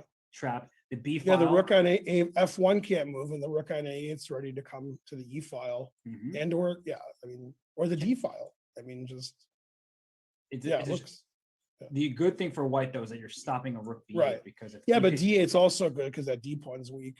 that's very true. So yeah, I mean, I like black here. Yeah, everything of the position seems good for Mhm. black, honestly. So Karjakin in good shape. She's also up on time, and we'll see if Savakasova can fend her off, because it does look very promising for black in this position. So let's head back on over to the World Cup here, and well, the bishop's still on b1 for. Right, he played rook a8 instead of queen a6. I mean, every move looks good. But yeah, I mean, it's just terrible to have white here. Can't do anything. It's funny, the better you are at chess, the more you hate white's position. Yeah, Because- that's true. When you're lower rated, you're mainly thinking, am I going to lose my bishop? And the answer might be no. But when you're, a super grandmaster, you're like, why is my bishop so bad? Why isn't it on d5? You just hate to have terrible pieces. Mhm. Lower rated players hate losing pieces. Higher rated players hate having terrible pieces. Yeah, I'd probably give up my h7 pawn to have this position. Like I would be. Yeah, happy because to the have bishop on b1 is so terrible.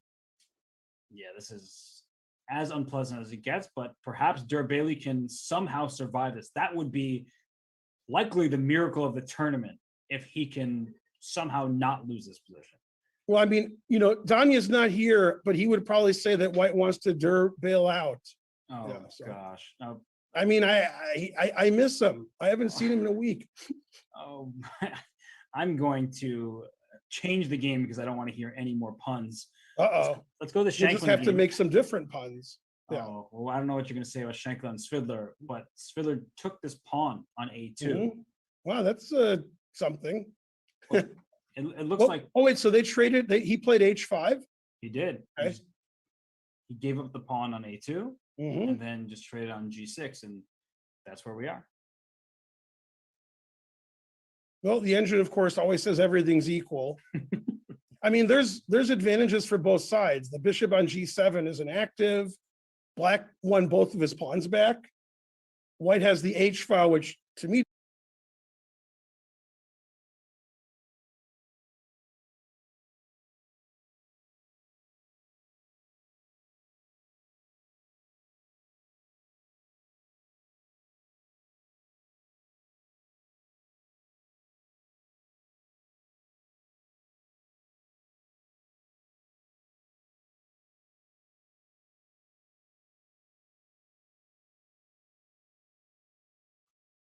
Yes. Something's going to happen.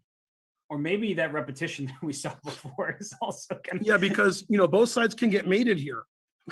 That's true. Both sides' kings aren't looking very good. Yeah, very unusual position. I can't tell if I should like play for a win for white or if I should just take this bishop on a2. But that doesn't look. I mean, I don't like the look of this position. Even if I can play bishop c3, and if you check, play queen b1, and so I'm not losing on the spot. This just doesn't look like the type of position you want for white. No, I don't think black should have trouble holding here. Black actually might even be able to play for more. So Yeah, maybe. Yeah. not taking on a2, knight e4, knight d5, I guess is also possible. Yeah, this is one of those positions where there's 3 or 4 moves that you may find enticing, but they're all totally different. Yeah. So it's going to determine the course of the game, the move that you make here. Some moves just you move pieces, whatever. But this move, taking the bishop and playing knight e4, knight d5, that's a lot different.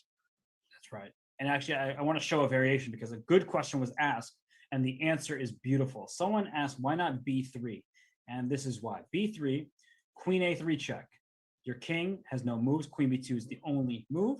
And then queen takes b3, and you can't take on a2 with either piece because my response is rook d1 check. You say, man, the truth hurts. Yeah. Knight takes a2, I get it. It's mate. Sure. But wait, what about queen takes a2? And I still play rook d1 because you have to take with your knight, and your knight is overloaded protecting the d1 square and the queen on a2. So after rook d1 check, you must take, and then queen takes a2, and black goes up material and wins the game. But great question because b3 does look like it traps that bishop on a2 right back here. Unfortunately, tactically speaking, it does not work out. Yeah, and he made a move. I think he played knight e4. I think the knight's on e4. Yeah. It is. Knight jump to e4. Attacking the queen, pretending to attack c5. Maybe he'll play knight f6. Maybe he'll play knight d6. Maybe he'll play bishop c3. Knight e4 is pretty logical. The knight's good on e4. There's a lot of options. And the bishop's better on c3 than e1, I think. And your idea was to play bishop h4 with tempo and then put something on f6.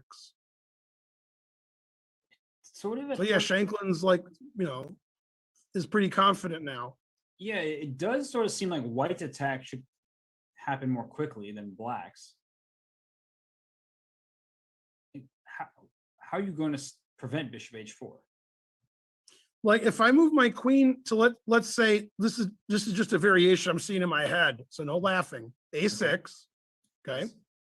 Now if bishop h4, well, I was going to play bishop b3, but now I've changed my mind because the rook on d8 is hanging. I can't check, and yeah, man, if your bishop was on e1, I was really happy to play bishop b3. But when your bishop moves off of, then I'm not as happy. Man, bishop h4 is the only move that stops it because bishop c3, I can still do it. You're just trying to. Yeah, that's mean. Bully. Yeah. Sure. And then I take the rook. Yeah, that was mean that you played bishop h4. You stopped all my ideas. I was just following my plan. It wasn't about you. Yeah, I know. Yeah, and stopping my plan at the same time. Yeah, and with the bishop on e1, if bishop b3, you have queen d1 check, and probably there's some mate, but rook d3 wins the queen and mates. So yeah, yeah. So queen a6 is what we're just talking about. Queen b5. Yeah, but it looks like bishop h4 is a good response. Although queen b5, bishop h4, then maybe I had bishop b3. So if you go here, bishop b3 looks possible. Oh my gosh, are we gonna see a draw like this? No. That's funny, yeah. Just to show everybody, you cannot take on f6. You win the queen. And then you gotta watch it. Yeah, you get checkmated. Have fun with the queen, doesn't stop checkmate. Yeah. But if you go king f8, like is knight h7 check somehow? No, the king just goes to e8, so that won't work. What's that? If check here, king e8. I was trying to make a funny repetition, but the king just runs. Oh, this is good for black? Wow. Well, that makes sense. I mean, the knight's on h7, the king's here. Yeah, but I thought white would have some trick, but I guess not. Yeah, this is just good for black. but I don't think the knight's going to h7. That was just for funsies. Mm-hmm. After queen a6, bishop h4, can I play rook d4, or am I going to get crushed? Knight f6 and queen c5. Oh, but you can do this with your queen on b5. Mm-hmm. Oh, look at all these little subtleties. I'm just going to finish this variation. This is hanging. Actually, king checkmated. So Yeah. So I could play queen b5, then rook d4? yes, because your queen's on b. Then there's no queen c5, yeah.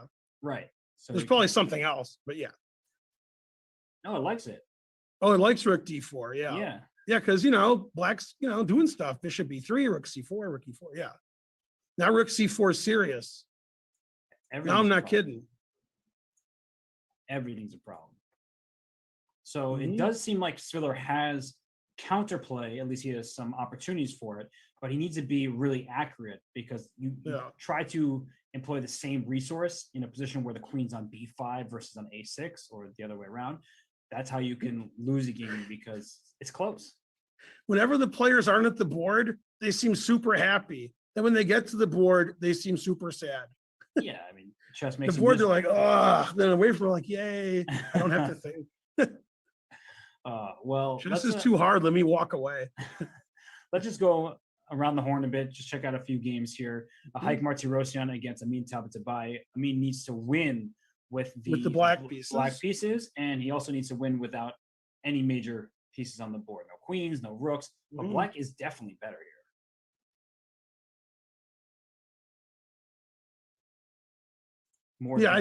I'd be happy if I was black. I wouldn't be happy it's must win, but it does seem like a 2-result game. Yeah. Right. If you take on e4, you honestly can take either way. Sometimes you take with. I'd probably take it with a d pawn because I like knight d5. Yeah. Yeah, this knight just can come. I don't even know the exact sequence, but this knight can come d5, and you just make progress or try to on the queen side. And you can also take with the f pawn. It's what Ben and I were deliberating here very briefly, because now this bishop doesn't look very good. And after knight d2, grab the right piece. You just bring your king in. You can also think about playing g4 to clamp down the position, but not that many pieces remain. So it doesn't seem like black's winning chances are the greatest. Right. I mean, I'd rather have black than white, but you got to win. So that's unfortunate. Yeah, I would rather have. Yeah, I mean, it's always unfortunate when you have to win with black, but that position might not be the most winning chances. Stop suffering, Peter. It's okay. Yeah. Is that Magnus right behind him? Yeah. Magnus is like, move over. I want to see this position. Yeah. And Spiller is almost like meditating right now. Oh, his eyes are open. He's like, that's Magnus. Get out of here. Yeah. Stop watching. You're making me nervous. Yeah. And well, Magnus probably figures that he's going to hold his game. Let me just go look elsewhere to see. I thought he had the better side of the holding. I thought white had to hold, but let me see. I haven't seen it in a while. Yeah, we'll go over to that game. First, let's just check on Duda against Grischuk, because I'm guessing, Grischuk, of course, down in quite a bit of time. But, this position got complicated all of a sudden. It's too exciting. Yeah, Duda didn't go gentle into that good knight. He made it sharp after the trading d4, take on f6. He didn't trade on d4. Yeah, this is the last position I saw, and he played knight d5, and I guess black didn't take on e3 because of knight f6 check. No, queen f5, I think. Oh, queen f5. I'm sorry. Or maybe you're right. But wait, why isn't queen f? Oh, because g6, knight f6, and then king g7. Wait, what? I mean, why isn't queen f5 winning? I don't know, but this was my thought. Now I'm looking at the bar, and isn't g6 forced? Taking. I could take there first. Okay. Oh, because if queen takes f6, d5's hanging. Right, I knew that. But after knight f5, king g7, I was worried about knight h5. Maybe I shouldn't be worried about it. I was worried, but. Then king h7 draw, right? Just repeat knight f6 draw. Oh, it's unsure. Queen f3. Queen d5 is also possible. Queen d5. Wow. Wow. Just having some fun. right? If you take everybody, knight f6 check is a fork, and you escape a piece up. That's not so clear either. No, it's not. But It's not, because then king g7, rook d8. Maybe you can play bishop e4 and bishop f3 though. yeah, the bishop will come. Because bishop c4, I could play like knight a5 or something. But yeah, bishop e. Yeah, that looks just like white's winning. Yeah. So we're having some fun, but Grischuk, Yeah, we're having too much fun. Yeah. he didn't even bother with these calculations because now Right. queen f5 is g6 and there's no piece hanging.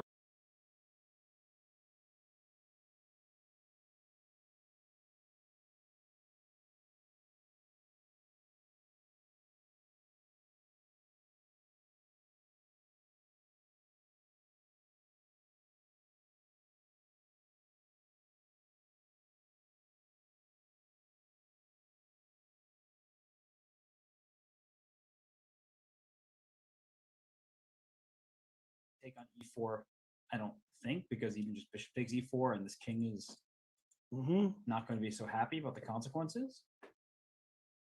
And where does this bishop go? Maybe bishop d8 all the way back, always retreat. Maybe bishop e3, and I'm not kidding.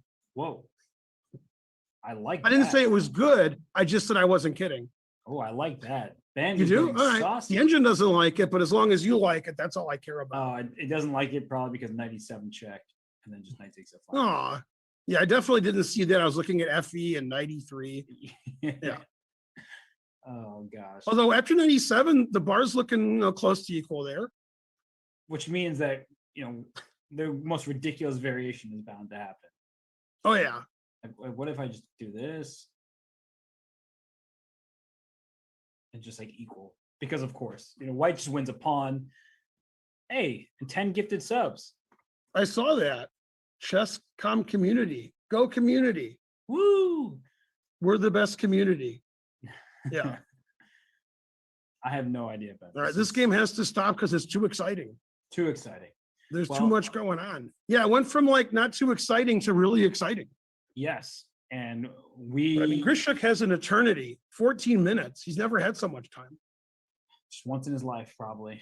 It's only the second time, but we'll see what he does with it. We are going to Wow. leave you with this Magnus Carlsen game against Andrei Yesipenko. Sam Shanker on the background. He doesn't look the happiest either, but he's probably just calculating his game and he's about to move. But we're about to move. We're going to take a quick break so that when we return, we can be refreshed for the action that continues here at the FIDE World Cup and the FIDE Women's World Cup.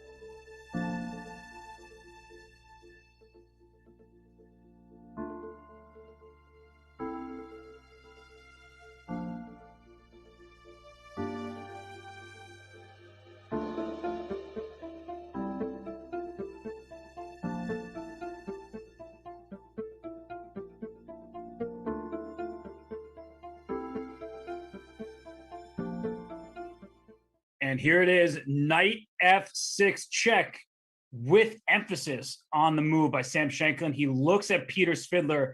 I think Sam recognized that Svidler blundered. Not sure if Peter has seen it yet, but the problem in this particular variation is the queen on b6 is misplaced, and the rook needs to protect the d7 square. Ben, what a mistake by Peter Svidler at this moment, because king f8. And Peter, if he doesn't see it, he knows he's losing because Sam's body language. Mm-hmm. Yeah, I've lost many times to Shabalov, and when the body language, I'm like, oh, I'm losing now because Shabalov told me I'm losing. Yeah, And Sam told Svidler you're losing the way he's moving. oh yeah, and he just didn't see bishop f2. The difference is that when the queen's on b5, there's no knight d7 check. Yep. Rook c4 looks like it wins white's queen, and it does. Mm. But unfortunately, you're losing your queen Yeah, by this fork. So white gets the queen for a knight. here comes black gets the bishop queen for a f2. rook. Yeah, It's just over. It's immediately no, he over. didn't see bishop f2, and I don't know if he didn't see knight d7 check. This is like resigns now, right? How do I keep playing? He played bishop f2. Dude, no, there's no way. It just lost. Completely lost. I don't see a move. If you take on f6, I take back threatening rook checkmate. Yeah, and Svidler. Taking on d4 wins also. Yeah, I mean, it's just there's no move here. No, he grabbed his face, and I think he just can't believe it because it's been there. It is. Yeah, I mean, queen b6 was such a you just didn't see knight d7 check or bishop f. I don't know which one he didn't see. I think he. Yeah, I wonder why. No, because this is really stupid. Even if there's no bishop f2, because he's not threatening rook c4. Right. So I don't know. It's queen b6 is just terrible. Yeah, it is curious why he decided to put the queen on b6 like that. Like, why that square? What was he looking for? Even as you said, if not for this bishop f2 tactic and all that, like in the initial position, why b6? What was it that he saw? I mean, b6 pretends to defend f6, but it doesn't. I mean, Right. That's the only reason I think, instead of Right. b5. Oh, and for Svidler, who Now, is what if I play bishop b3? It doesn't do anything in this position, the current position. in a live position? Yeah. Probably still bishop takes d4 and bishop c. Oh, could he have missed that? Wow, that's nice because taking isn't check. That's funny. Wow. Yeah. But even knight d7 instead of bishop takes c5. But anyway, this, Right. of course, is a fork. And Yeah. why just No, Svidler has to resign. You can't even play on. You No, he can't do can't. anything where it makes any sense. No, Svidler likes to resign too when he blunders. So there's just no play. There's no hope for Black Knight. I'm telling you, Sam is, he's keeping his excitement inside, but this is a huge moment. yeah, you for could see Sam. how happy he was when he played bishop. When he knew he was winning. Yeah, you sort of screw Yeah. the piece into the square and then hit the clock pretty hard. But for Svidler, an amazing commentator that everybody knows and loves, but just an exceptional chess player. Historically, he's been one of the best, and he's won the Russian championship so many times. No, He's- he knows what he did. He's in shock. Yeah, it's just one of those kind of inexcusable blunders. And I'm speaking from Peter's perspective, and I'm just Right. trying to get into his head for a second. So how could I make that mistake? Like, the position was Mhm. complicated. It's been a tough battle against a strong player, but how could I put my queen on b6 where it's in fork territory on d7? Ah, he didn't resign. Good. So I think everything wins here for white, but maybe I'm wrong. Maybe only one of the captures wins. I thought they both won. They both do win. I would take on d4 first. But e takes f6, the point is it threatens checkmate on h8. So maybe that's even more precise. After f6, can I go queen f6? And if queen c5, rook d6? Ooh. I mean, I don't want to do it. I'm just asking.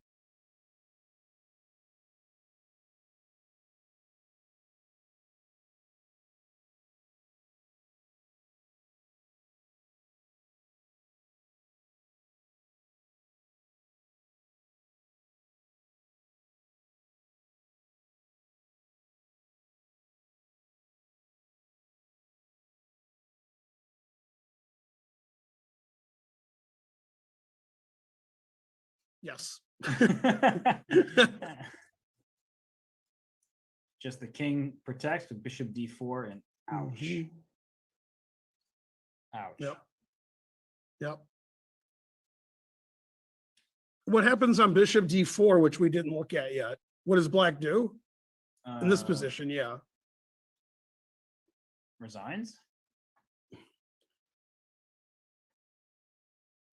Yeah, it looks like, yeah, when both captures win, that's bad. Yeah. Yeah, I don't know what to do here. Yeah. And Svidler left the board just probably in disgust. And Yeah, of course. Yeah. Shanklin, he knows that this is his moment. And before the event, Robert, you predicted Shanklin would be in the final 8 and all the other Americans would be out quickly, right? Of course, you caught me there. It's Yeah, I got you. you know, in fact, he was on the same side of the bracket as Fabiano Caruana, but Jumabayev beat Fabiano and got to play Shanklin instead of. You also predicted that Shanklin would get to the final 8 and not lose any games. Yeah, 0 losses. Wow. Yeah. And who's on his side of the bracket? Because when he wins this match, which he is going to win, his next matchup is against the winner of MVL and Karjakin. Not easy. No, but nobody's easy at this stage. Yeah. The top of the bracket, that looks doable. Yeah. Those 4 guys, Shanklin can beat any of those guys. MVL and Karjakin, he could win because it's a 2-game match, but right. The underdog. So man, Shanklin could make the final. Oh, that would be something. Very professional. Sit there and look at both captures forever because you know that at least one of them wins. Right. But although one of them could let the opponent back in the game. So you want to find the knockout. He knows it's here. Right. Yeah. This is important. Yeah. And well, after what we just looked at, I imagine E takes F6. It turns out it's not important because they both win. Yeah. But one is a little bit more winning. And I'm just. Yeah, Peter's never coming back to the board. He's going to do a von Bartoleben and go back to his hotel. Would you blame him? No, I mean, he had this game, he had extricated himself from a unclear kind of position where finally it seemed like he was okay. And he plays the queen 1 square to the wrong square. B5 was okay, B6 loses. These things happen. These things happen. And it's so upsetting when you're somebody that good and you make a move, any move can get you out of the tournament. And that's going to happen. Somebody's going to make a move and lose the tournament because of it. And we've seen that before. We haven't. Actually, Ben, we might be seeing that in another game. So somebody else blundered? No. And it's one of your favorite players, Fedoseev. Looks like he's in a good deal of trouble right now, as his opponent has 2 minor pieces for a rook. Not too many pawns remaining, so chances to hold. And the good thing for Fedoseev is, Ben, look at the clock. Yeah, I know. The clock's always crazy. He's up so much time. But unfortunately, the position is just clearly favorable for white. Just don't get. What move number are they on, Robert? That was Black's 31st move. Okay, so white can, 30-second increment. The knight on A4 is a little weird. Yeah, could get trapped actually. Yeah, it's a little strange. Yeah. Looks like they traded rooks on B8. Sensible. Although that knight on A, I am actually starting to get a bit concerned about this knight on A4. Yeah. Because if we trade on B8 and the queen jumps to B4, what do you plan to do with that knight? I'd be afraid if I was white here. The knight's like semi-trapped, and the bishop on G7 and the rook. I mean, black's pieces are fantastic, and white has 5 minutes left to an hour. I wouldn't be happy with white here. Now, if I had an hour and he had 5 minutes, maybe. But. Okay, I have one idea that seems to save the knight. Queen C2, and after queen B4, can I make like a bishop D? Where do I go? No, I go knight B6. Your queen is overloaded. I was trying to kick your rook off the 4th rank, but I can play queen C2, And then when you try to bring the queen in, Why couldn't you play bishop d3? I don't know, knight b6 looks better. Oh, you just like knight b6? Just this, All right. you can't take. I sort of like bishop d. Okay. Yeah, actually, bishop d3, rook f4 could be annoying. I guess. That's what I was starting to Right. see. Yeah, the rook runs away. This Yeah, and that's a unusual way to extricate your knight. and I'm not even sure you really do, because after queen c2, you could even play rook b4. I mean, the knight can't go to c3. You walk into pins. Right. Honestly, at first I saw the minor pieces. I did a material count. I thought that Ivic would just be much better. Mhm. I could see Fedoseev winning this before time control. Right. The engine prefers white because the engine sees a very tricky way to make sure the knight's good. But Fedoseev doesn't look too unhappy. How does he play so fast? And why is he always looking at you? How does he always have an hour left? Oh, wait. Bishop d3 was played. Okay, so That's what I saw him do. So I expect rook to b4 after bishop d3, just to. He moved in. Man, he don't think when he plays. He doesn't need to. No. No, the engine says black's fine now. Right. I guess this was pretty smart by Ivic, though, because he can put his bishop on c2. So he'll never lose that knight on a4, but his pieces are not harmonious at all. So No. he doesn't look to be better at this point in time. No, I'd rather have black here. The white pieces are so, coordinated so badly. And no attacking chances really for white. And Ivic looks nervous, if I'm reading the body language correctly. Man, I'd be nervous if I didn't have any time on my clock and my knight was trapped. That's true. And I guess bishop c2, there's queen b5, like welcoming the queen in and the knight. Yeah, this is no fun for white, even if it's okay. It's just not fun. Yeah, I can see this turning south. That bishop gets into like the d4 square or something. Okay, he's about to take on f6, it looks like, Shanklin, based on his body language. No, I think he just likes that pose. Oh, maybe. Yeah. And let's pull that game up.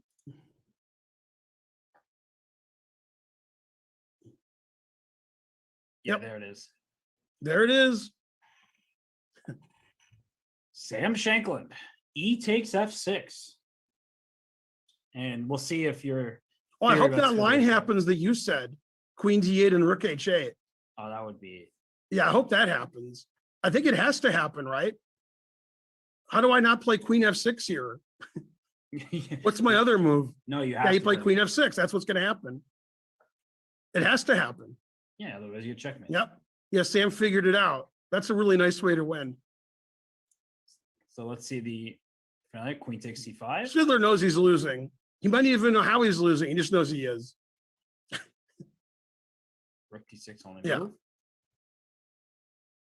And here it comes. What if there's another way to win? But yeah, your way is, I like your way.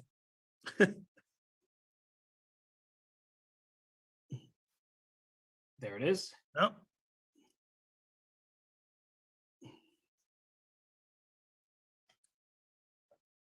And the board's not.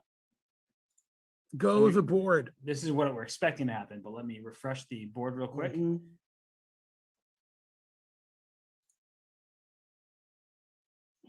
As you see, Shanklin staring at Fiddler. He knows it's his moment here. So on king e7, bishop h4 looks good. Oh, yeah. So king g7, queen h8 is good. So the only other issue is after rook d8, rook h8, king g7, I'll probably get to play queen f4 check. And then I resign because it doesn't do anything. But at least I got a check in. Right. That's pretty good. Yeah, he just resigned. He resigned. Wow. Yeah. So Sam Shanklin is Sam the Shanklin. first Yeah. player through to the final 8. And of course, Shanklin has the utmost respect, as everyone does, for Peter's Fiddler, but you can Yeah. tell that he's ready to just like burst out in pure jubilation. And now you're claiming Sam makes it to the Grand Prix now? He does. He does. And also his rating is probably like 27, 25. I don't even know. I mean, what he his could market is. definitely charge more for lessons now. Rob. Definitely. Yeah. Oh man, well, he's earned his keep at this event. He is in the final 8, and Sam Shanklin, the 2018 U.S. chess champion, who had a tough 2019. He talked to us about that. Yeah. He is moving on to the final. He is the first player through to the quarterfinals. Yeah, and one bad move, Queen B6. That's all it took. Chess can be that brutal. Mm-hmm. And well, speaking of brutal, I'm going to switch on over from this empty board to a board that's quite full of life. And it is the game between Jan-Krzysztof Duda and Alexander Grischuk, who has 3 minutes, 16 seconds remaining. And what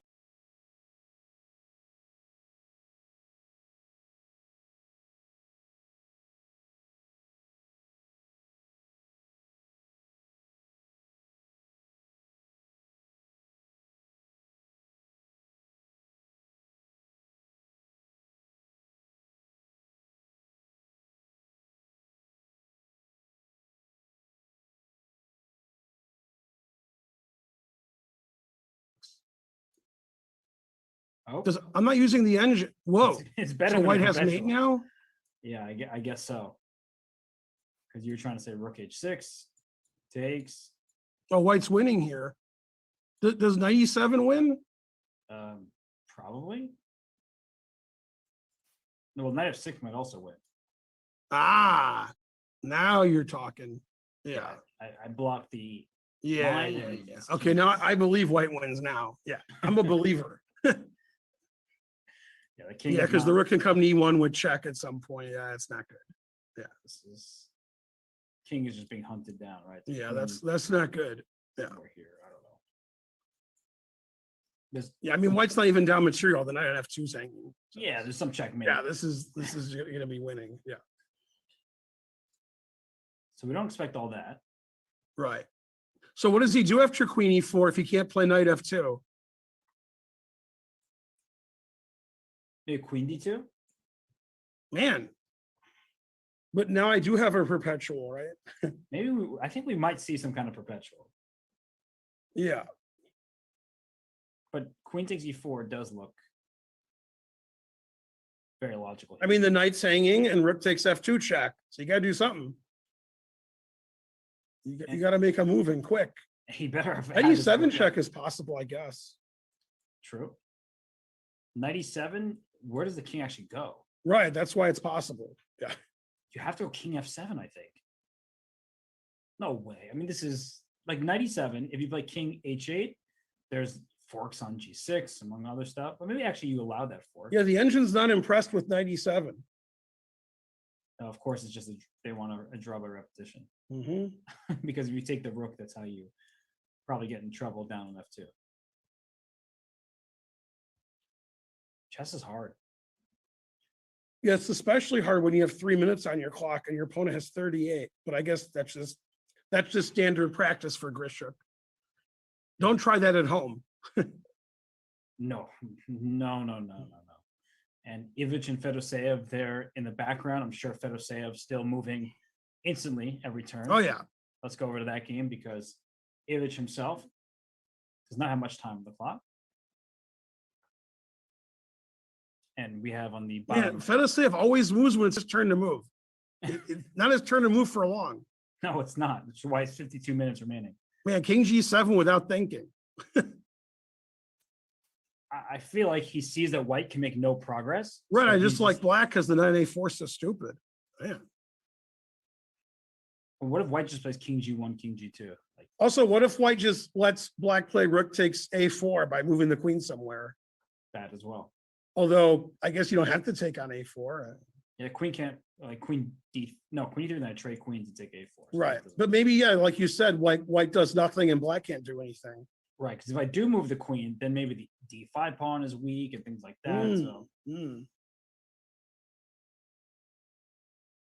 and Ivic down to under 3.5 minutes remaining. He is on move 36, so he doesn't have too many moves to go before the time control, but he looks very nervous. And he's grabbing, is that a pawn? Can't see what piece that is. I think it was a pawn, yeah.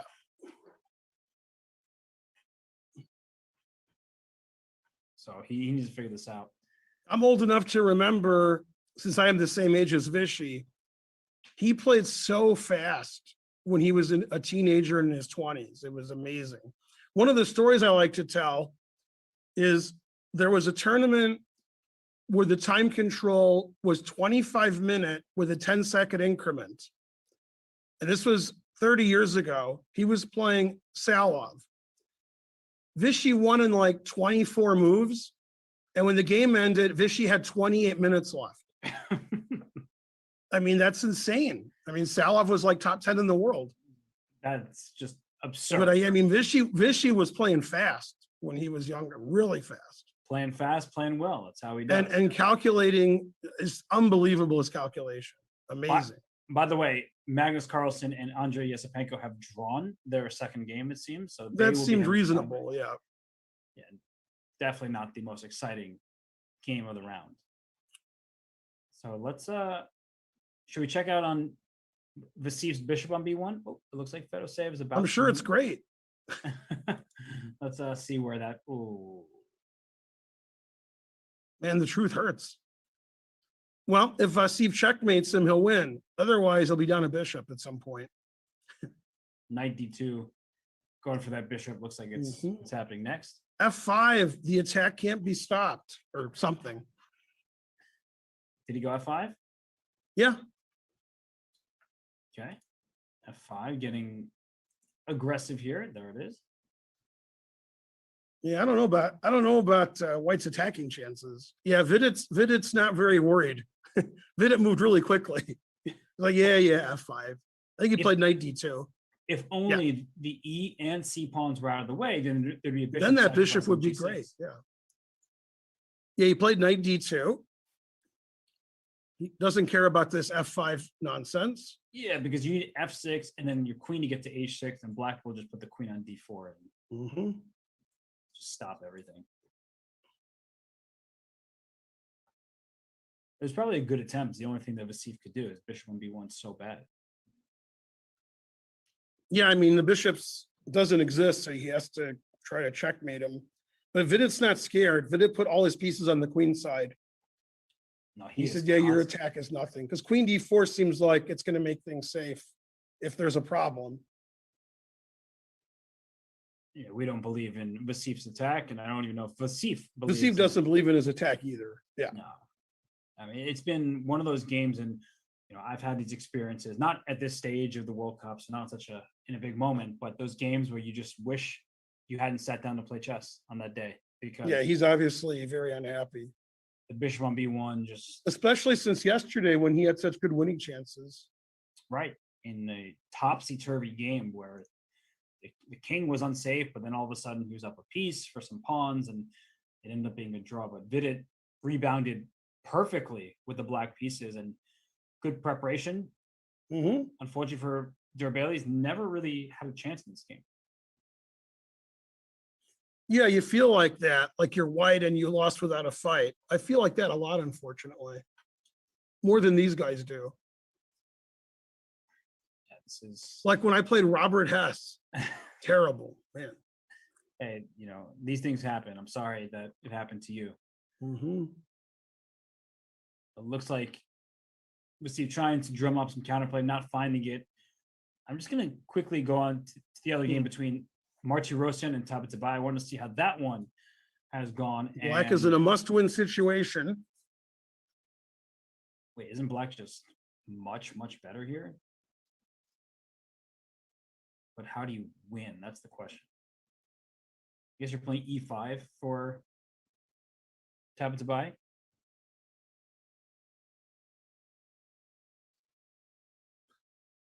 Yeah. It looks like a situation, Ben, where Martirosyan may have played it too safe this whole game, and to I think Black should win this. Yeah, it does not look very good for White. I think e5 should win.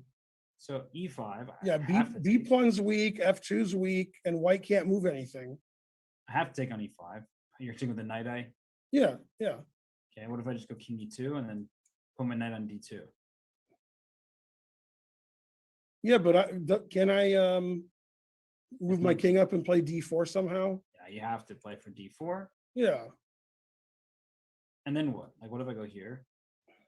d4. And then what if I go back? I might have to prepare d4, but I won't. Well, then I was going to try to play D3 check, but maybe that's no good because I'm blocking it up too much. And I don't even know how you play D3. Well, I was going to try to play it. I think I can get the pawn to D3, but maybe I don't want to. I don't know. It seems almost like a fortress of sorts. Wow. I mean, if Martier hasn't worked all this out, he may just be surviving this game, but clearly better for Black. This game will last forever, so we'll come back to it, especially as the other games are in time trouble. Let's go back to Vidit and Asif. Nothing has happened. He hasn't yet. moved. Yeah. Let's then head on over to Duda and Grischuk. That game in time trouble. And Queen takes E4 played. Wait. And you thought Queen D2? Yeah, I think I'm going to need to. Whoa, no, I need to refresh. This is my analysis. I'm like, yeah, definitely not what happened. Like that was completely winning all of a sudden. And Queen D2 was played by Grischuk and played pretty quickly. Yeah, I think they're going to have some kind of perpetual draw. I don't think White wants to get checkmated.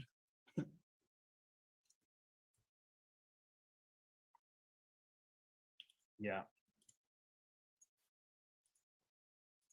This looks like Queen E6. I don't know, March Rosen doesn't look too happy.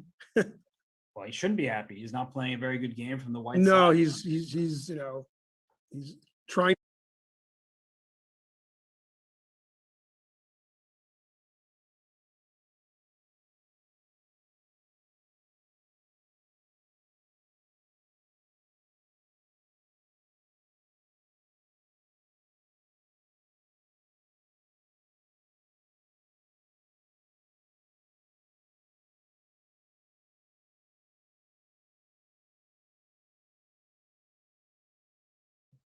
Grischuk, Duda. Is there any way that Duda can play for more? 97 check, you mentioned that earlier. I mean, Black has a lot of firepower on F2. And White's about to attack this king. It's like, who's going to find the precise way? It says zeros, which means that there's some repetition available. It's funny, after knight E7, king H8, knight G6, king G8, you can't take the rook because you get mated. Right, but you. Oh, but now White's winning somehow. Oh, right here. Oh, and then Queen E5 and G6 mate. Not Queen E5. Oh, not Queen E5. Yeah, I didn't see the knight could go backwards. I was getting worried about getting mated. Yeah. What I meant was Queen D4, and then if knight E5, you don't take the queen, but you take the knight. Right. That's what I meant. Well, that would be a checkmate. Ouch. So the king actually has to go to F7. Yeah. Oh my He's God. moving on up in the world. And then what if G6 check? You have then to. We got to F6? keep moving on up, right? We have to. Yeah. And after knight D5, you have to go to G5. I guess. It's the safest thing I've ever seen. And of course, it's zeros. Just complete zeros. That's amazing that White doesn't have a mate here. I see Black's mate. I see that too. Black has a lot of mate, but it seems like White should have a mate. I mean, it's only. But he obviously doesn't if the engine says he doesn't. Engines are pretty good. Wow, this is amazing. I think it's just a repetition. Oh, do I get mated if I take on G6? I hung White's queen on E4. I don't know if you saw that. Oh yeah, I do that too. Wait, hey, play King G6 and see if that loses instead of King F5. Probably just a draw, yeah. Oh, also a draw. See that you thought King G6 was played. That's why you played Queen E4. Yes, but after King F5, aren't you running out of checks, kind of? Oh, but no checkmate threat. So you defended the checkmate. That's funny. This is too confusing. I would think White's winning here if I was playing because there's no mate threat. So I think something like Rook H3 wins, but I guess it doesn't. And Black has the opposition. What is this? How can, good point. How can Black have no threat and the king's on F5? You just led me to understand. You said opposition, so King E4 check at the end. Right. This is all forced, by the way. Whenever you blunder a piece, it's always good. Well, you're the one who talked to me about the opposition. Yeah. What a ridiculous series of moves. So of course that's all going to happen. Right. There must be some like easy forced draw that the both of us can go for. Like here, queen e6 check. Looks pretty straightforward. If you go king h8, I take on h6. If you go rook f7, I have knight e7 check. I mean, it's here, hard knight not to e6. force that black king up the board in the variation we looked at. Oh. Yeah, knight e7 and make that king walk up. G6. Wow. Knight d5, king g5. It's amazing he's not losing there. Hey, chess is fun, you know?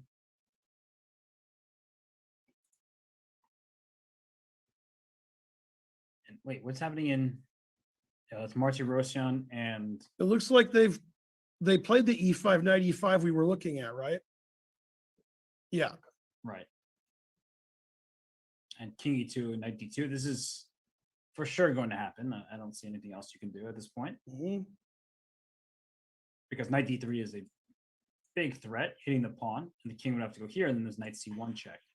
So you're forced into go here. All right, well, we'll leave the players to figure these things out. We are going to go on a short break because we have a special interview for you when we return. Stay tuned, we'll be right back.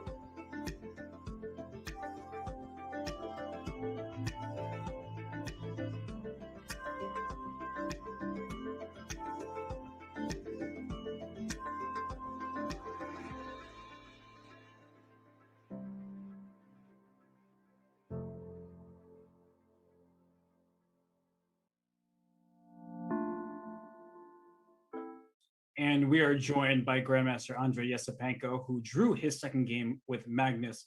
Andrei, thank you for joining us. And my first question for you is, how are you feeling going into your tiebreak match tomorrow? Actually, I don't know. I wanted to play a good game, but today I played actually poorly. And yes, it was some moments like when I played Rook b1. Yes, after this move, probably it's a bit worse position. Yeah, but after that, probably I played quite solid, and yeah. Did you think yesterday you had any chances to win or had a better position with the black pieces? Yeah, probably instead of queen b5, I could play rook c8, but after b3, it's a little bit better position, but I think it's not that big, but it was a chance to continue the game. So Yeah, I mean, you had the black pieces, so probably you just wanted to hold and then play with white. I have a question for you, Andrei. Do you feel, because you won the game in Vaikanze, do you feel any pressure on you, now that you have a winning record against Magnus, or do you not think about that? no, I just happy to play against him, and I'm not worried about my winning data still, so it's okay for me. It's like our first game, nothing changed. Well, Andre, I know you have a lot of preparation before you for your match tomorrow, so we wish you the best of luck, and we look forward to commentating on your games tomorrow. Yep. Thank you. Good luck tomorrow. Thanks, Thank you. Andre.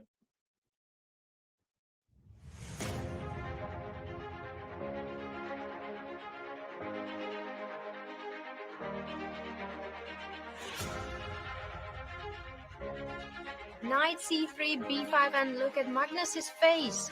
Did you miss it? I'm wondering. Yeah, he is not happy at all. Yesipenko is looking to beat world champion Magnus Carlsen. This is a historical moment for him. It is just groundbreaking. If he wins this game, he will be one of the only players to have a winning record against Magnus Carlsen. And as I mentioned earlier, Magnus Carlsen did not lose a classical game of chess for 125 games. The guy is hard to take down. And in his first opportunity, Andrei Yesipenko is about to do the unthinkable. That's amazing. That's just amazing.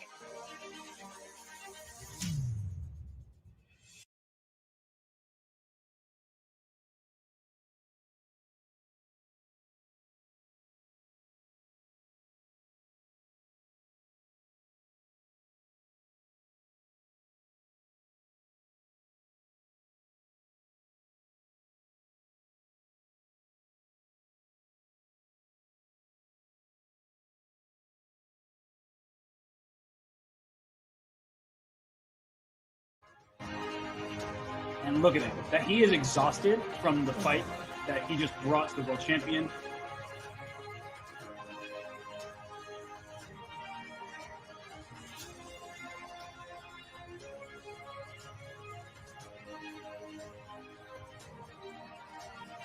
One of the best day in my life. Yes, I feel very great, and I have nothing to say.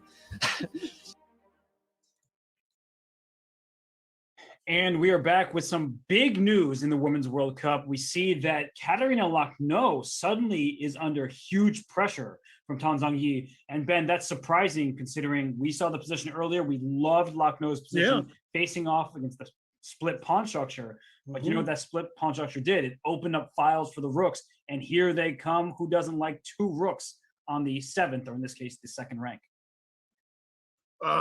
Yes, I prefer black. But only slightly, right? Well, maybe more than slightly. Now, I like the way white's rooks are just defending the knight. That's not the most active.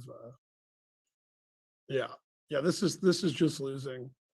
And let's take a peek at how he got here, because Wow. it Yeah, I really- want to see how we got here.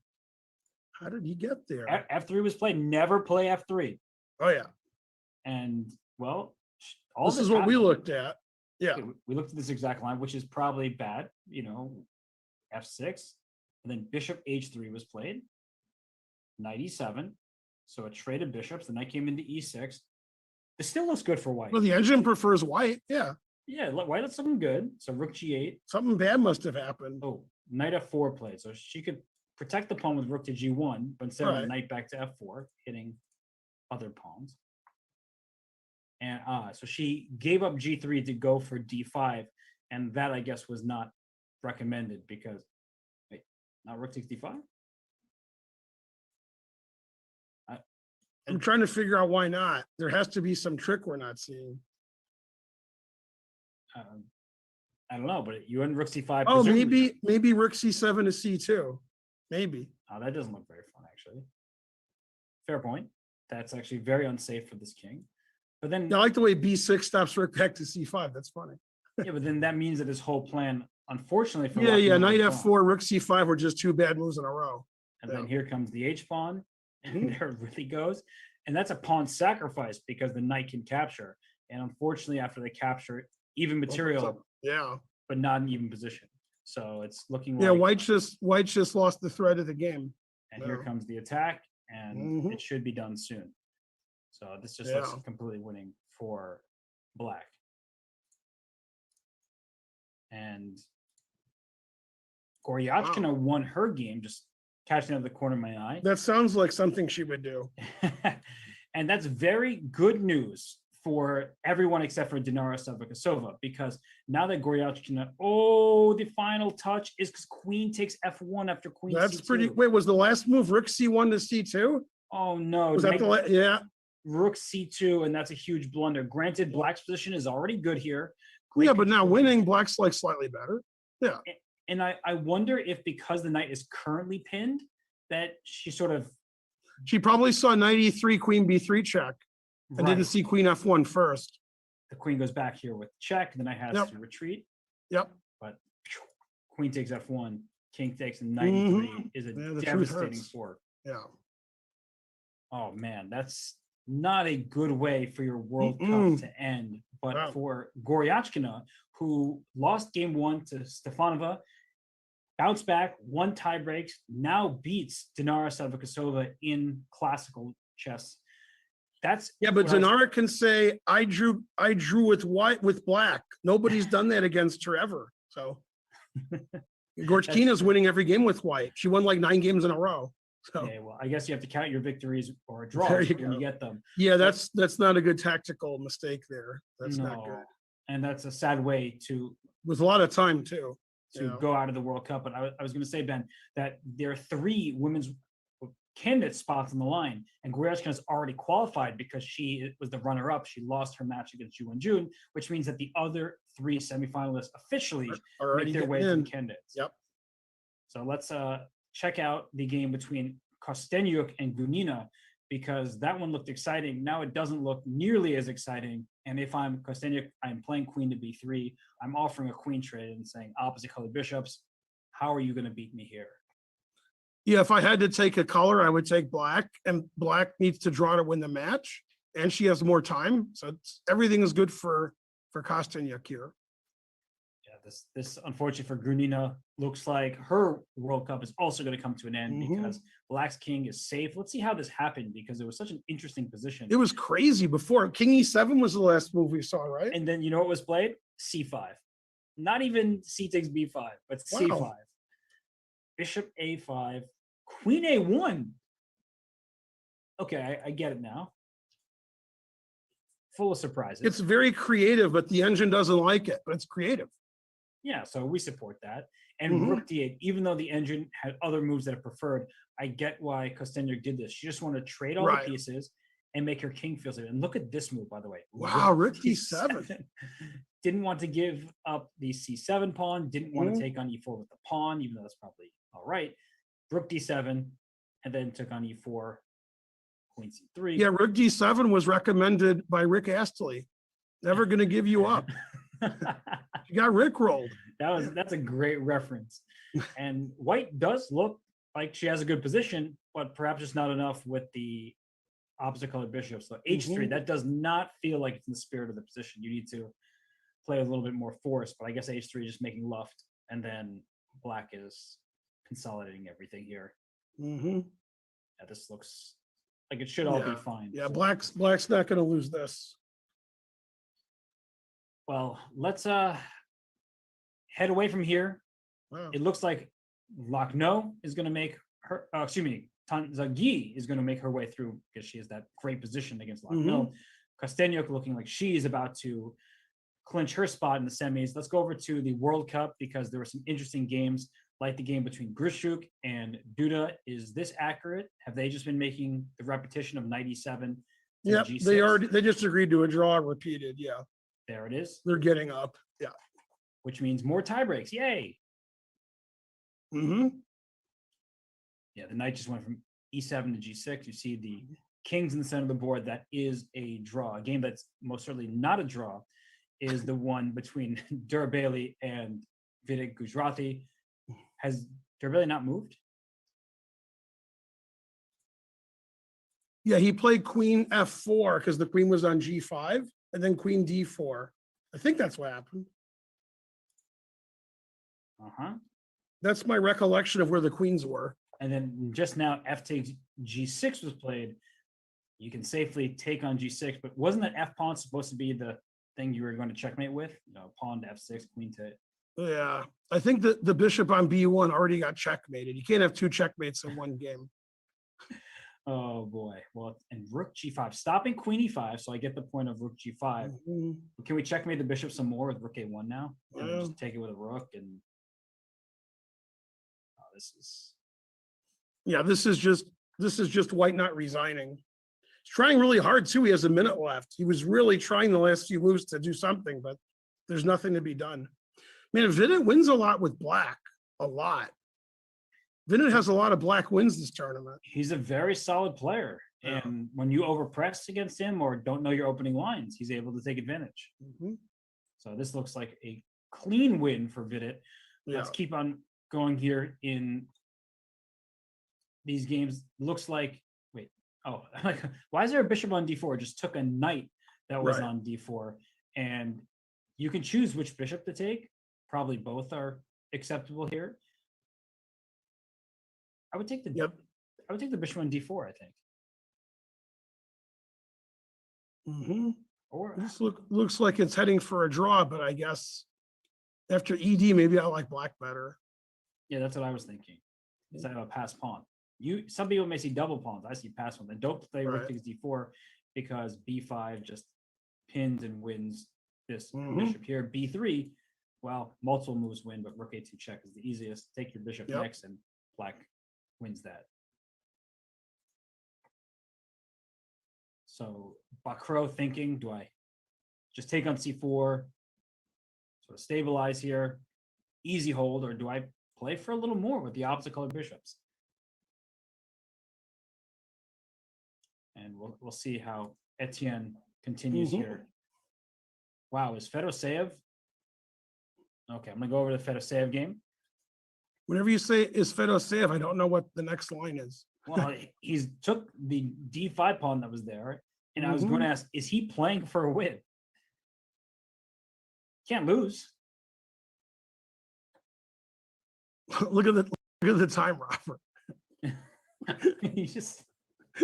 He moves so quickly. His goal is to make lots of moves and get 30 seconds and have more than an hour and a half, like I move 80. That's his goal.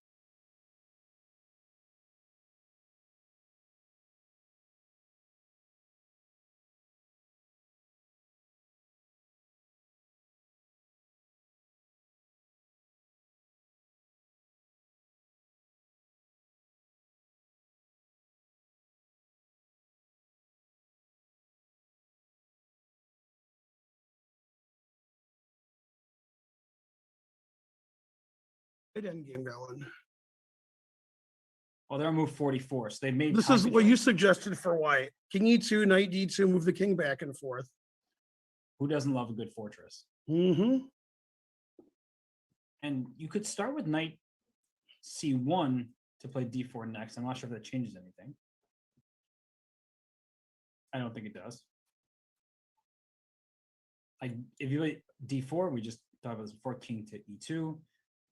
I just don't see how black makes progress here. It just might not be possible.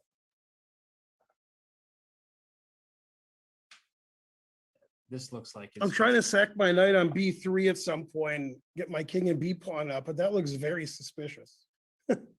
Yeah. But I have to win, so I'm looking at suspicious things. And white's not planning to take on D4. I think that's pretty clear. Right, yeah. Because that invites the king in, and that would be a Man, it's problem. tough when there's no pawns left and there's no way to get in. No. It's better for black, like king D5. You can just move your king over here, but what if white just plays king F1? What if I just always repeat? Mhm. Although your idea with playing D3, it's not. Yeah, if your king's on F1, sometimes maybe knight takes B3 works sometimes, maybe, right, if I'm lucky. and you can get the pawn in D3. You made this claim earlier. I'm agreeing with it. Well, how to win from here? The only pawn you can try to attack is F2, but I just keep sliding my king back and forth, and All right, now don't laugh at me. I won't. No, but you will. Play D takes E3 instead of D3, Yes. and then take on B3. And then don't laugh at me. Okay. I'm not laughing, but I'm trying to figure out where your win's going to come from. King D3. Okay. Can I? You're not laughing, so that's a good start. I'm not laughing. I told you I would. Then King D2. Then knight check. Yeah. I can't play King C3 or C something in Queen. If you go King C3, I play Knight C5, and then I think I'm going to win this pawn. Let's see. So here, King Knight there, C5, yeah, you're D3, right. King. Darn. Yeah, you're right. Yeah, you're gonna win. Yeah. Hey, but you need to play for a win if you're. I'm trying to win, but usually I just lose when I try to win. You're doing the right thing, Ben. I support Yeah, I'm you. trying to win, but it's not working. Yeah, this is. I think it's a fortress. Like back here, even if you get this pawn on D3, you just can't attack anything. The king is out, and there's no way in. You can't get in via F4, D4, C4, A4. Looks like a draw. Yep. Yeah, I don't see how to win, and I really want to win. I also want you to win, Ben. Yeah. Looks like a draw. So, the FIDE game has changed quite a bit. So while we were analyzing endgame, there's a queen on D6, but yeah, black's still winning, but the pawns have been traded. Yeah, there's only one check, so you might as well just take a bishop while you can. It's clear that FIDE, he's got 22 minutes, so he could think just to make sure that rook takes b1. But if I see the little number on the eval bar, that says 11. So the position is minus 11. Yeah, but white looks like he's still in the game. You know, there's a player at our chess club, and she's a B player, and she loves sacrificing. Okay. Man, so she's always down material, either by mistake or on purpose. And sometimes she's down a lot of material. And if you look at her, you don't know it. She sits there like everything's completely fine. And that's the way Zerbiali's looking. Well, yeah, it's fine. If I just looked at the two players, I wouldn't know who's better. But if I look at the position, then I know who's better. Right. Rook takes b1, that bishop. Hey, at least its suffering has come to an end. It's gone. Yeah. But Vasily probably trying to will himself to believe in any sort of chances, but of course his position, it's gone. It's done. And FIDE, very calm, just trying to secure the victory, his place in the final 8. Yeah, when he lost the second game to Norderbeck, when he needed a draw to win the, before he won, he got up and ran away. They were like, you got to sign the score sheets, and he left. And he is a very good player. He can't be that upset this game because he was always in trouble. Right. He had a good position, the one he lost to Norderbeck. Or that was actually the Philidor. Right. He was really unhappy. And in this game, he just never was in it. We've all had games like you've already mentioned multiple times, my game at Vituga, for example. Like sometimes you play a really strong grandmaster and you just are not in the game. It's not your day. But credit to Vasily Durabeli, who's had an amazing event. He's such a strong player. It just wasn't meant to be in this one. And for FIDE, the tournament continues, the magical run. There's no reason why FIDE should feel like he can't keep going, because with the exception of Magnus Carlsen, I don't know if anyone's really that clear of a favorite against FIDE Gujarati. Right. Yep. That is correct. Rook d4 played. Did they make move 40 yet, Robert?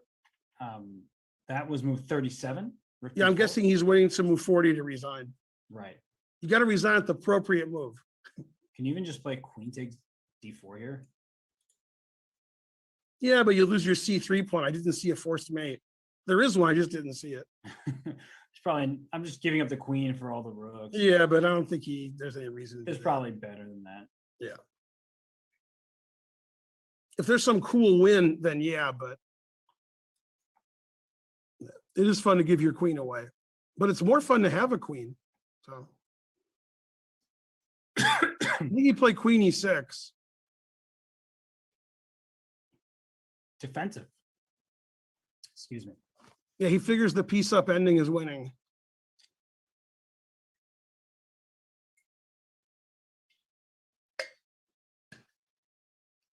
Yeah, he's up a piece. He's Yep.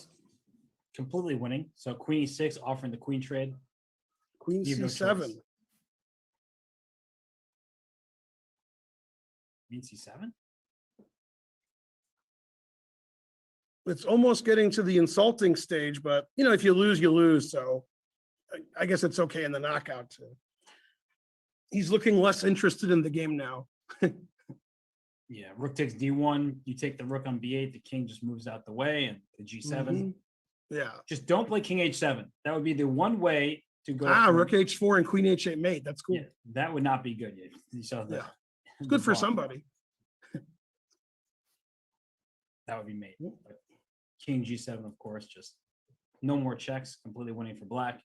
Mhm. Knight f1 check is a threat. Queen d1 is coming. Mhm. It's- Knight f3 check is a threat because that's like the game that he beat Jeffrey Zhang. Yeah. That's a good point. Happy memories of knight Mhm. f3. Yeah.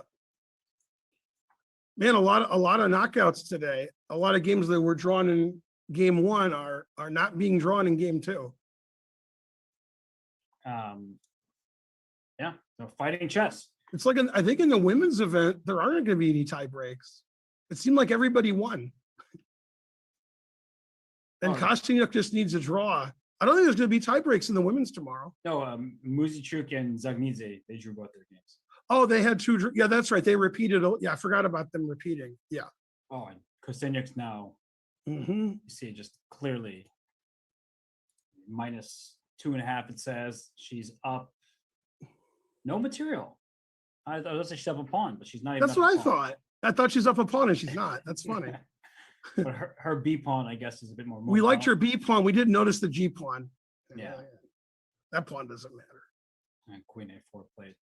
So not the best move according to the engine, but she only needs to draw. So she's not too focused on winning this game. She's more focused on not Mhm. losing. Yeah, I think she wants to play Rook D1 and make it more drawn. That's a good idea. Yeah. And Let's well, make it more drawn. not all end games are drawn. I'm going to pull up an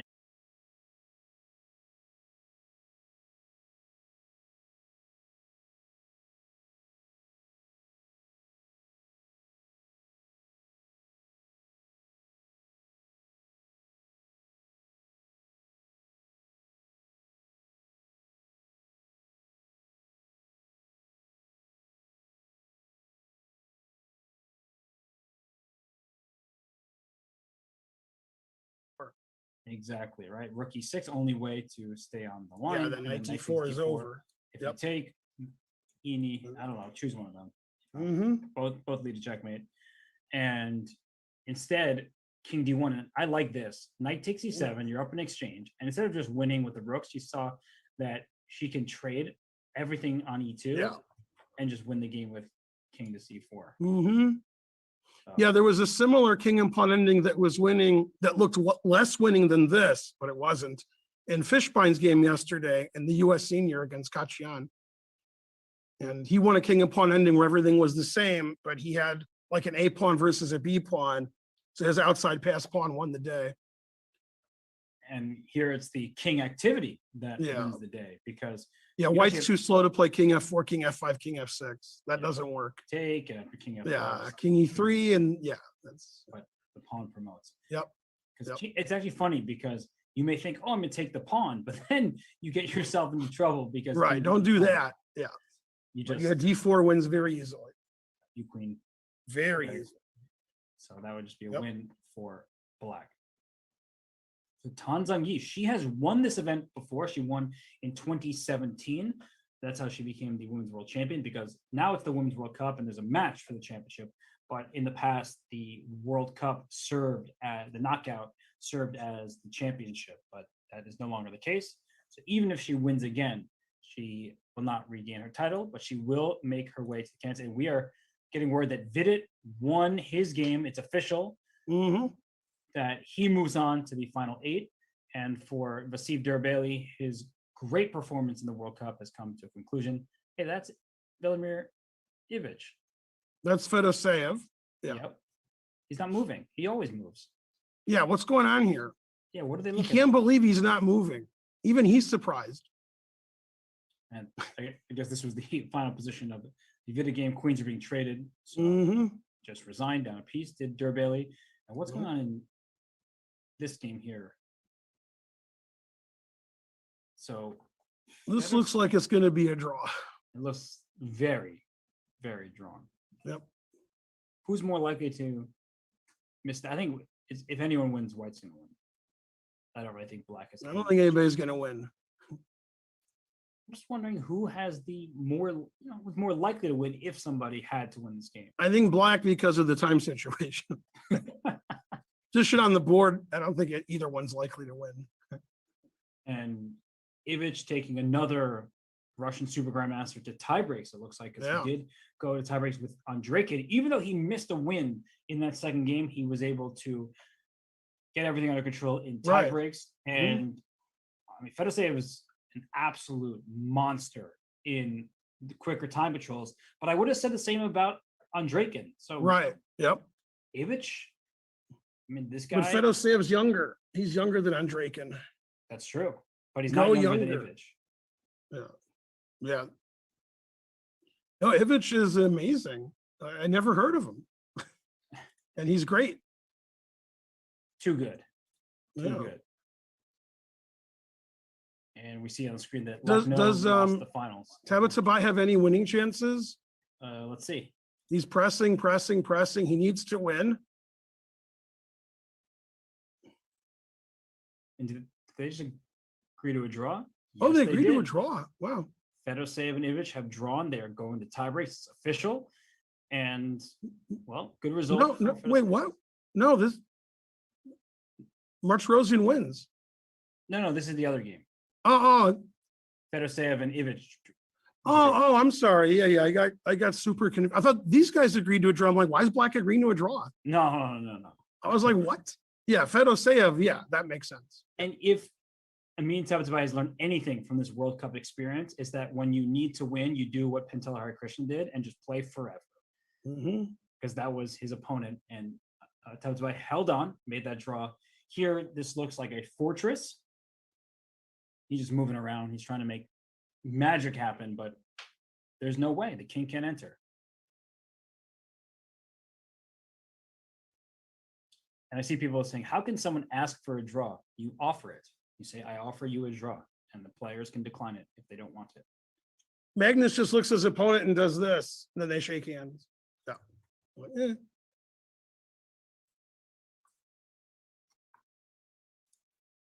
Yeah, so these two, I mean, Tabatabai doesn't really look like he believes in his chances. Yeah, it's definitely Black is the one trying to win, but yeah, there's just too few pawns on the board, and there's no avenues in for the Black king. And D4 doesn't create any avenue for the king; you just ignore it. And it must be what he was relying on, right? Just to play D4, try to get this king in, and then go over to C3, but it's not happening. Even if this pawn gets to D3, there's just no more progress to be had.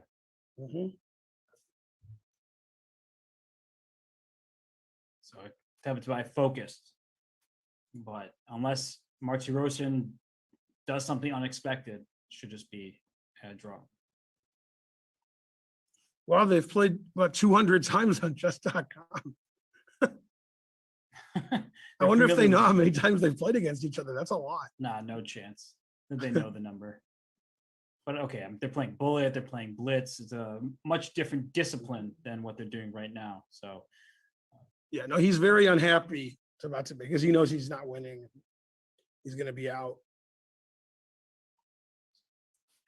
I wonder at what point, because if you said before the tournament, hey, you were going to make the top 16, they would take that in a heartbeat. No matter how they get there, they would say, I'm in for that. And Tabatabai actually split his first round matchup. He lost one of the games against a much lower rated player. So it didn't seem like he would be the player to go on a roll and get to the top 16. But for Haik Martirosyan, I mean, what a performance that this kid has had. He, I think, is just 20 years old and really big talent from Armenia. We know him online on the Title Tuesdays and the various events like the Junior Speed Chess Championship, but to make his name heard on this stage at the World Cup into the top 8, just phenomenal showing. Are there any 40-year-olds left? Because Svidler lost. So No. I guess it's a young player's turn now. Yes, Svidler was the oldest player left. And unfortunately for him, unfortunately for Sam Shankland, Svidler's tournament came to an end, and Shankland moves on to the top 8. But Tabatabai going to suffer a similar fate as Svidler in terms of being eliminated from the tournament, and he feeling the weight of emotions just from being in Sochi for such a long period of time, for weeks, from playing all these different opponents, from eliminating higher rated opposition, and now Haik Martirosyan, on paper, this was a pretty even matchup, one you would not expect this late in the tournament, and it's just, it won't feel good. But with Hikaru not playing, slow chess so much because of the pandemic and he's busy, it's possible Shankland's going to pass Hikaru because Shankland keeps winning all of his matches. Well, Shankland for sure passed Jeffrey Zhang, who lost both. Yeah, he passed Jeffrey Zhang. Yeah, sort of like, I'm getting confused here, but Vidit passed Hari Krishna a couple of days ago. Right. So yeah, because Hari Krishna's been the second highest rated player in India for a long time. I actually just looked it up. It looks like Nakamura is at 2736, and Shankland, his live rating now is 2719. So still a big 17 points away. After beating Svidler, he's still 2719. Wow. Yeah. So he has to win a couple more matches. Yeah, easier said than done, and those rating points are not easy to come by. No. So it's still some work, but of course Sam just probably thrilled to be where he is and continue to gain rating and trying to regain the strength that he showed in the year 2018. And he, I think, reached 2730 something at his peak, and he would like to go back there. So this game, King D5, doesn't look like there will be much left here besides some shuffling. Is this the only game remaining in the every World day Cup? he's shuffling? He is. And well, it's easy. The only way to win is to play the crazy piece sack. Otherwise you don't do anything. Ben, I wonder at what point Martirosyan realized that this position would be a draw, because when he traded queens, I don't think he saw directly to this moment. Right? He wasn't, he's not a prophet. That's only Danya. But, at what point did he realize that even if the position looks bad for white, there will not be progress to be had for black, and thus I can just shuffle my pieces around and black doesn't have anything. It's not a happy way to draw because you're getting pushed around, but the end result is what matters. No, I mean, Sabatame looks really unhappy. He's like, well, I can't win this, so He's just moving. It's not good. The knight has nowhere to go. Like, even if you bring the knight from like to h3 or something, all the way over there to attack f2, well, the king just keeps going back between e1 and e2, and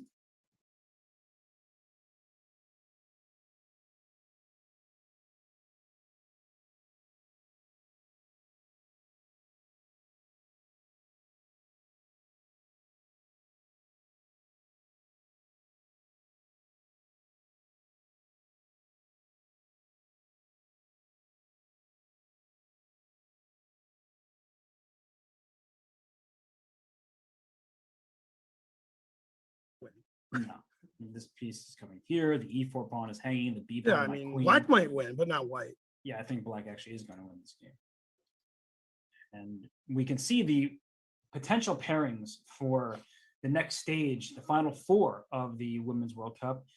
Two players set there, Goryachkina, Tanzangi, and we'll see who joins the others. It's going to be Kostenyuk, almost certainly, but Zagnidze, Muzichuk, that's complete toss-up heading into the rapid and potentially blitz tiebreaks. And in the World Cup, we know two of the players Vidit Gujrathi, Sam Shankland. They're on opposite sides of the bracket there. And Vidit awaits the winner of Grischuk and Duda. Shankland awaits the winner of MBL and Karjakin. So if you look at the numbers, by the way, 5 versus 12 and 7 versus 10, those players are supposed to be there, by their pre-tournament seeding. And Vidit he played the number 93 player in the tournament, and he was not phased. He moves on, and it's going to be a great matchup no matter who he ends up facing. Yeah, we got a lot of tie breaks tomorrow. Yeah, Man, that's the agony of drawing. Worse than the agony of defeat. Yeah, half the people get knocked out every round, and they always look really unhappy. I think when some time passes, Tabatabai will be happy about his performance here. But for now, I predict knight D2. Yeah, 92 seems like a pretty good. Gotta predict something. You can also play knight A5. I wouldn't do it, but you can.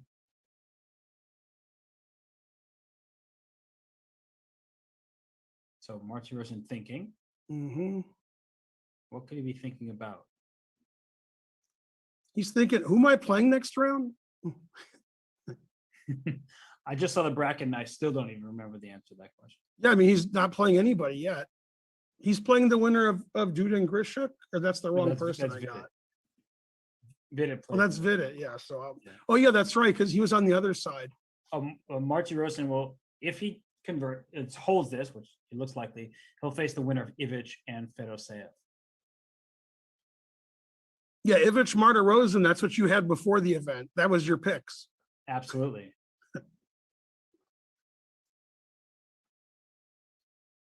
Yeah, knight D2 was played.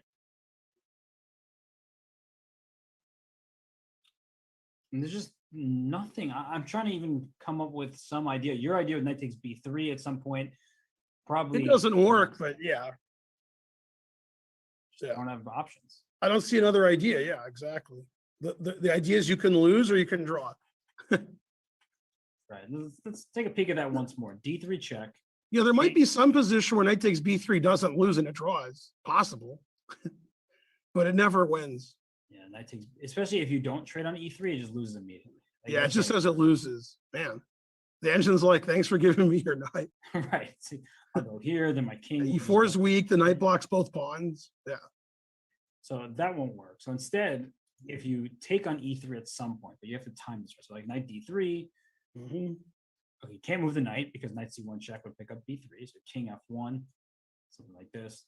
Knight C1, king E1, takes. This is your idea, right? King C4, and if we It says that black can still draw. Yay! I'm like wondering, is even knight F1 just a? Can I just go? Yeah, I can just go here. B3, king D1, B2, knight D2. But this looks scary at first glance. Just seems that everything is. Yeah, it's just a draw. Yeah.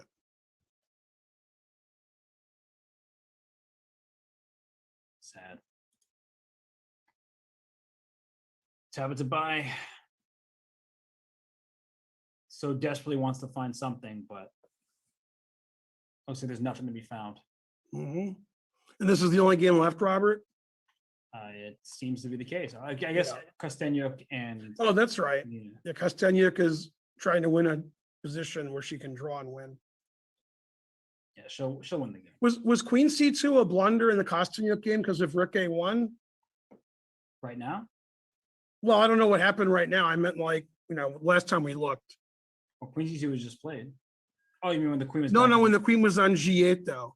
So go back a couple of moves. So you start with Queen C2, Rook A1. Wow, it still says black's doing fine. Darn. I'm trying to play Queen A8, but the engine doesn't care. Wait, how do you stop that? I don't know. The engine says black's fine. Wait, that's checkmate next move. Right, I know. And there's no, Queen A, no. Oh, Rook H3 check. Wow. Yeah. Oh, gosh. Yeah, then if king takes Queen C3 check. Wow, of course. The pawn takes, I assume, Queen takes F2 is fine because the engine doesn't say anything. That's why. You have to play queen g2 because otherwise bishop takes c4 is mate, and just check here, and only black can be better. Wow, rook h3 check. Of course. Of course. So even blundering mate in one, you're still drawing. Man, harsh. Yeah, because you can't stop mate otherwise.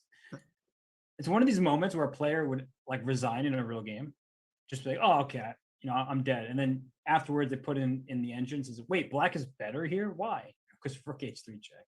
Yeah, I still have a question. Yeah. Rook h3 check, king g1. Oh, rook a3. Then Of queen course. c1 check. Oh my God. Of course. Oh gosh. Yeah, the truth hurts. Yeah. So do these checks that fork. All right. Wow. So That didn't happen, but no. Oh, look at that guy. Marty Roshan just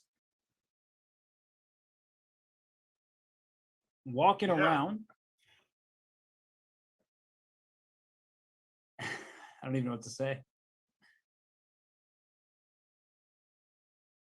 Just a man in his thoughts. So he leaves the camera. And here we see Amin Tabatabai trying to find anything to keep his turn after this going. game, it's going to be Tabatabai bye. Oh no. Because he's out. Oh no, you went there.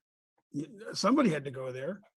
Well, speaking of having to go, we do have to go because we're actually going to have a special guest for an interview when we return in just a few for more from the guest. Yeah. FIDE World Cup and FIDE Women's World Cup.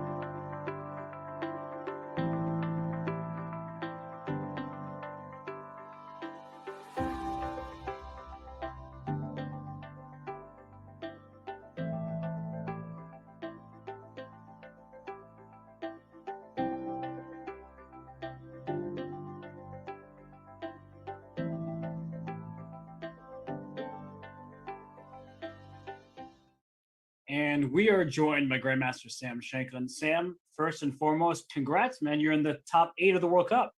Thanks. Feels great. Well, you answered the first question I was going to have about how it felt, but what was it like? Because, of course, you have great respect for Peter Svidler. You know, he's been such a staple at the top of chess for such a long period of time. What was it like going into the game? You had white pieces. What was your mindset like? Well, I was sort of torn because I was in some way unhappy to play with him just because, as opposed to another player of his level, just because in practice, he's like a guy who's very hard to actually beat. You know, he plays as Grunfelds, and if you sort of prepare well, you can always choose like pretty safe lines. So his style is just like much better for knockouts, and I think it really shows because he's had such huge success in World Cup style tournaments. But I was also happy to play with him because he just doesn't play boring chess approximately ever. And I was really looking forward to playing some fun games. And yeah, it was a very enjoyable match. I mean, yesterday's game was not as exciting as I'd like, but I mean, today we certainly had a very sharp position. Yeah, it seemed like Queen B6 was the turning point, although earlier it was very complicated. Do you think Black, he's okay there if he plays Queen B5 instead, avoiding all of your tricks? I was expecting Queen B5, and I thought White was better after Knight D6, but I wasn't sure what was going on. I calculated some sample lines that are probably total nonsense. But like, for example, if you can go Queen B3 here, after Queen B3, I was thinking I can go Queen takes B3, and then there's some very messy variation after take, and now Bishop C3, and I think you should probably try F6, and I was trying to figure out what was going on after EF6, Bishop F6, Knight B7, Rook F8. I think I end up a pawn up, but it's very close to a draw after Rook F8. Say Knight C5. I think it's very close to a draw, but I do have an extra pawn for the moment. Yeah, well, it looks like the eval bar supports your claim, extra pawn, but should be level. So your assessment is once again correct. Yeah, I don't know. I mean, it was just a very complicated game. I wouldn't be surprised if there were a lot of mistakes. I mean, I know he's supposed to be worse after Knight D7. I mean, the computer doesn't give it, so it's probably not the best move. But I didn't like find anything wildly convincing or anything better than what I had. It just seemed like a very interesting game. Well, let me ask you. Oh, sorry. Okay, so you can go, Robert. Okay. Well, I was saying you were moving so quickly at this point, so clearly you were within the realm of your preparation. At this point, you started spending some time. Did you feel confident about your position, or once Knight D7 happened and things were getting a little messier, did you start getting a little concerned? Well, I knew what I was signing up for. I knew that even if I get when I played H4, I knew that even if I got an advantage out of the opening, which I do think I did, that it's not going to be a clean position. I'm gonna, even if I end up better, I'm gonna have to work a lot for it. So when Knight D7 came, I understood that I'm probably better, but I also I wasn't thinking, oh, how are we going to put this game away? I just knew that it's time to start thinking and playing like a really serious game. I knew this was going to happen. So I just, Yeah, I have two questions. Him playing King's Indian style after H4 with D6 and Knight C6, E5, Knight D4. Is that your general prep or just for this one game? Did you think he would do that? well, to be totally honest, I hadn't checked H4 at all until literally yesterday when I was just sort of debating what I should play. I was totally, I was really, I wasn't wildly concerned about playing black with Spidler in terms of preparation. I knew that he would like try to beat me in the game, of course, but I wasn't like worried I'm going to get blown off the board. So basically what I did was I told my team, look, just leave me alone for this game with black. I'll be fine. And okay, I'll just get a position. And if he beats me, he beats me, but we'll just play chess. I think I'll be okay. And I just told them, all right, you guys have 2 days, like tear into this Grunfeld as hard as you possibly can, because we know it's coming. And this is the best thing I think we can try to do, is if you guys really have the time. I was actually very happy that I got to play black in game 1 for this reason. Mhm. And then when they told me H4, did you think he'd play D6 or that surprised you? That was what you it expected? wasn't a huge surprise. I mean, when they told me you're going to play H4, I was like, okay, that's not what I was expecting, but I keep an open mind.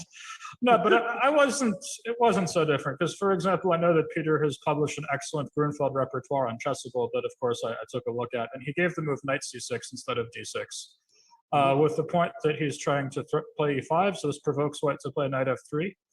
And so, yeah, now you can no longer, after D6, I can no longer set up with Knight G2, but there are some ideas after D5 and then Knight B8 and E6 is coming and the position's very complicated, but I had some thoughts. But D6 instead of Knight C6, it's just a different move order. It's like very similar positions in some ways. So I definitely checked it.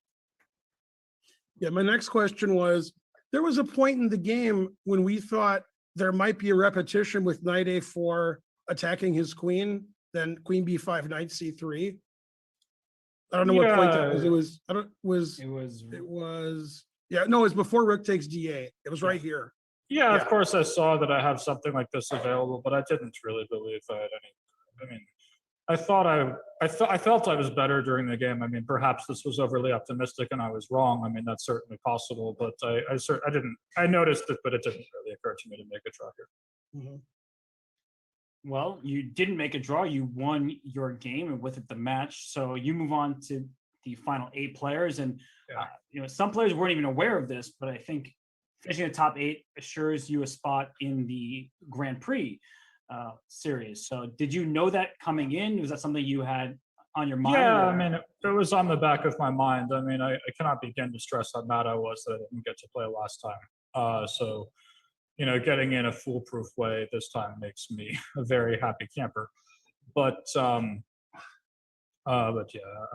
I'm looking forward to that, of course. But during the game, I mean, I can get nervous and stressed out before a game starts, but once it starts, I'm pretty focused. Did you and Peter talk at all after the game about the game, or did he just left? No, he said congratulations and left. I got the sense he was very upset, but he was still a total gentleman and good sport about it. Yeah, well, no surprises there. But Sam, I mean, huge congrats once again, and you move on, and your tournament is in some ways just beginning because it's another tough battle ahead against either MBL or Karjakin. I guess before we let you go, do you have a preference as to who you play? Not really. I actually think in a lot of ways they're very similar players. Stylistically, they both are very streamlined in their opening choices, play the same things over and over again. They're both tremendous rapid players to the point that I think they're more dangerous and rapid than classical even. But yeah, the openings they play are different for sure, but their general styles of like being extremely well prepared deep into the lines and playing them over and over again, that's something I sort of see in both of them. And they're obviously both extremely good, just putting everything else aside, they're just very, very good at chess. So I'm looking forward to that. I've never actually played with Sergey. He's one of the very, very few top players who I've never actually faced. So that would be interesting to play. Yeah. Well, you get to sit and eat some popcorn while they play tomorrow, and then you'll find out who your opponent is. But again, Sam, huge congratulations, and we look forward to commenting on more of your games. Thanks. See you, Sam. Yep. Good luck. Bye, guys. Great. And what a performance by Sam Shankland, knocking out Peter Svidler, one of the mainstays at the top of chess. And Sam showed good prep, showed good understanding of the position and pounced on the mistake when it happened. And Amin Tabatabai hoping that some kind of similar mistake happens in this game, and the knights are gone. So we were talking to Sam, and it looks like Tabatabai put his knight on f3. It was captured. G takes f3, and yeah, he wants to play d3 and then move his king over to g2. Okay, so That's the only way to win, right? Walking around this way, and this requires some serious calculation, Ben, because Yeah. I would allow the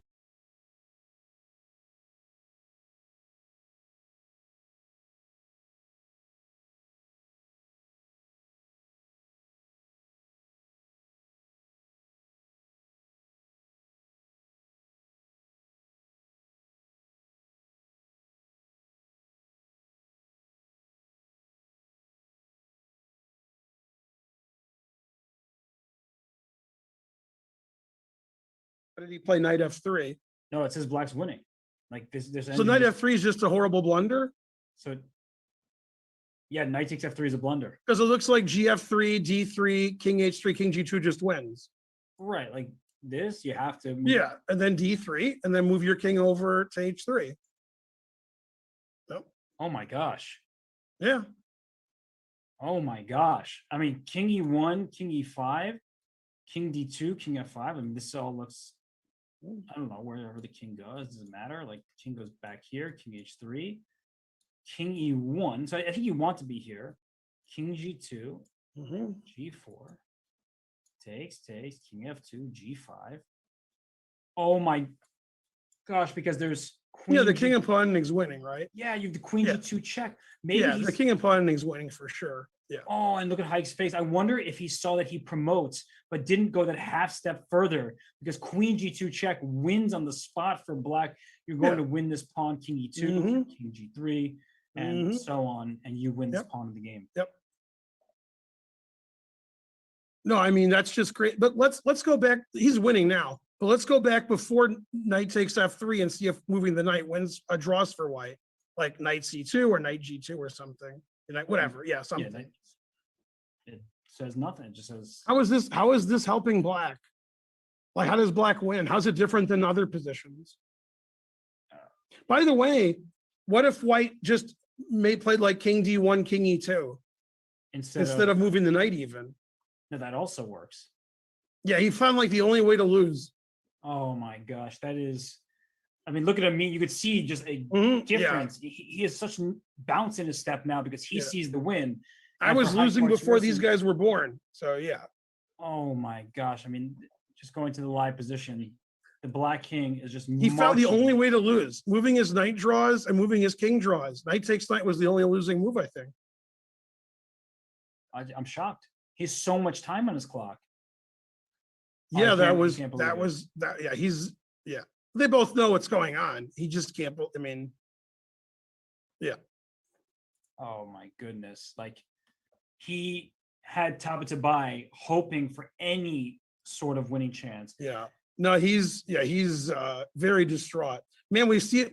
It's funny because in round robins and Swiss you don't see so much people being upset, but in this tournament when it's a knockout, people are upset every round, like really upset at the board.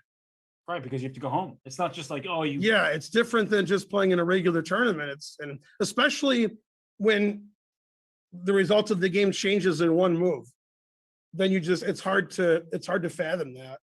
So I feel for Hike. He's a young guy, super talented player, but this is a criticism I often have of players. Look at how much time he has on his clock, Ben. Yeah. He has 46 minutes now, just under remaining. Yeah. You don't make a decision like knight takes f3 here without spending the majority of your time, because you need to be not 1,000% sure, 1,000,000% sure that move holds the balance that you create. You have a fortress. You know you have a fortress. You need to think. And I get it. He probably just thought that, I mean, doesn't king d1 just king d1, king e2? Yeah, this holds. And there's nothing going on. Knight c4, just move your knight, and then you can move. Yeah, it doesn't matter what he does. Yeah, he knows, man. Wow. I feel for him. Like I really do feel for him. But it's something that we see often in chess, where players just they take their foot off the gas. They just like, I'm just playing. So they're playing with their hand rather than with their brain, and then they make moves like knight takes f3 and then immediately regret it. And I'm very sympathetic towards Heike Martinussen. Super nice guy, strong player, having the event of a lifetime. And he might have potentially thrown it all away because he's going to be heading to tie breaks. And he's still the favorite, I would say, because of his success and quicker time controls. But emotionally, you're broken. And the only thing I'm thinking about, like if this was me and maybe him in his head, is the scene from Pulp Fiction where Bruce Willis realizes that she didn't bring the watch. And then he drives back to get his watch. And when he's in the car, he's very upset. But also in the hotel room, he was upset. He was throwing the TV and throwing, because he wanted his watch. That's what he's thinking. Yeah, this is a really tough moment. I mean, he punched his ticket to the next round and he made one move, and now, it's just, it is tough to see. But the one good thing for him compared to the other people is he's still in it. The other people, like Svidler, they're out. Right. So, yeah, it's hard for me to look. Yeah, he resigned. No, he didn't resign. He made a move. Oh, he's taking the score sheet. You sure? Yeah. Oh, he's just using a new score sheet. That was move 61. So Okay, he's just using a new score sheet. I thought he was saying the score sheets. Here's top to buy. His moves are automatic. Just king f5, king g4, king h3, king g2. There's nothing even to think about. And that's a lonely playing hall. That is, you're against your opponent, but you have so much on the line. And I feel for Heike for sure. And Queen G2 check. That's going to happen, I think. Oh, that exactly. I think after Queen G2 check, he'll resign. I don't think he'll resign before it. I think Queen G2 check is going to be the last move of the game. And there's no way to avoid it, because if you're not, that variation that we showed, that's going to happen. Right. If you're on the first rank, then the pawn promotes with check, which is even worse. If you're on the second rank, then Queen G2 at the end. He just plays king. He just moves his king until King G2 is played. King E1, D2, take, and then and then King G1. He might resign after King G1. I think he'll play it out. Yeah. Well, King G1, the guy's going to play Queen G2 check. So. Right. Wow. Yep. And I think Queen G2 check resigns as appropriate. Yeah. And Heike defeated Mamedyarov in the tiebreak. So after losing the second game too, but he outplayed that game. Game, he had the black pieces. He was playing a stronger player. And Robert, he probably just relaxed. He just, he thought it was a draw. He thought taking was a draw. Yeah. And he's like, I hope I'm wrong, but he knows. You have to be happy for Tabatabai, because he really tried everything to score victory in this game. Yep. And he worked for it. And he outplayed Heike from the beginning with the black pieces. He had a better position. And either resign now or you resign after Queen G2. These are the two options. You still think Martirosen's a favorite, that this won't psychologically crush him for the rest of his life? I think Martirosen is the favorite. He'll recover? I think he will. Okay, now, Robert, if you were his coach and then he went to you after the game, what do you say? I leave him alone for a bit. And then I say, well, here's your prep for tomorrow. I mean, you have to focus. And there was Kostyuk win or they drew? She won. She won? Yeah, she was winning. And for Gunina, her World Cup is over. And for Kostyuk, you make the top four. You're making your way to the women's Canada tournament, and you just keep winning. I think she's scored a win in every game except for one, a draw. And there it is. There's Amin Tabatabai evening it up. And I almost get the sense, Ben, that he doesn't feel good about that win. I don't know. I think he feels pretty good. Well, he's happy that he. He knows he shouldn't have won. Yeah. Right. It's like a victory that you're thrilled to get the dub, but the way it happened just feels like you feel bad for your opponent. Man. credit to Amin. Yeah, that is. I like the way the games end at the same time. Yeah, that was nice of them. And it Yeah. looks like they're talking. Wow. Oh no, they're not even talking. I mean, Hike is just thinking about what could have been.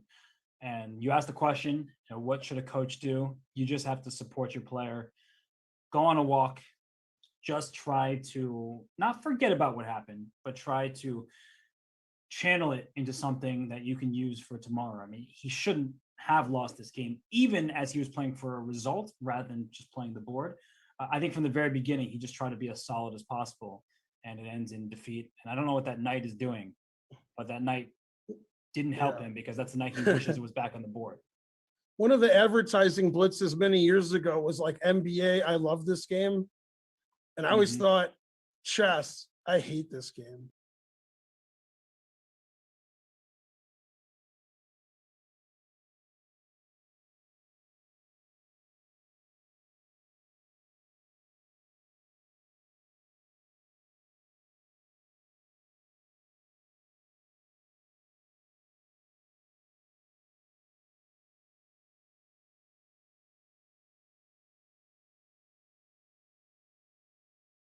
Oh yeah, and I'm sure Hike It's easy to hate it because, and the reason it's easy to hate it, which I've been telling my students for 30 years, is you can play better than Magnus Carlsen every move, and then one move ruins everything. And here's an example. It's unlike other sports where when you totally dominate, you can make some blunders and it doesn't matter, but not in chess. It's true. It ruins hours and hours of work. It's true. I guess It's happened to us too. We know. the one similarity or one sport you can claim. I don't really like mixing the chess and sports, but in boxing you can be crushing someone in Yeah.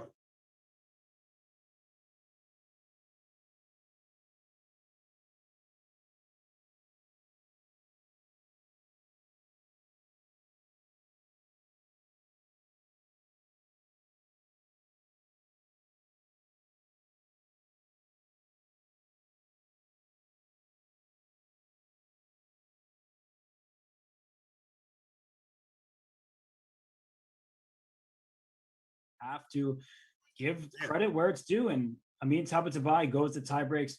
Ben, you and I are going to take our last short break because when we return, we'll wrap up the round that was and let you know what's going to happen for tomorrow with the tie break. Stay tuned, everyone.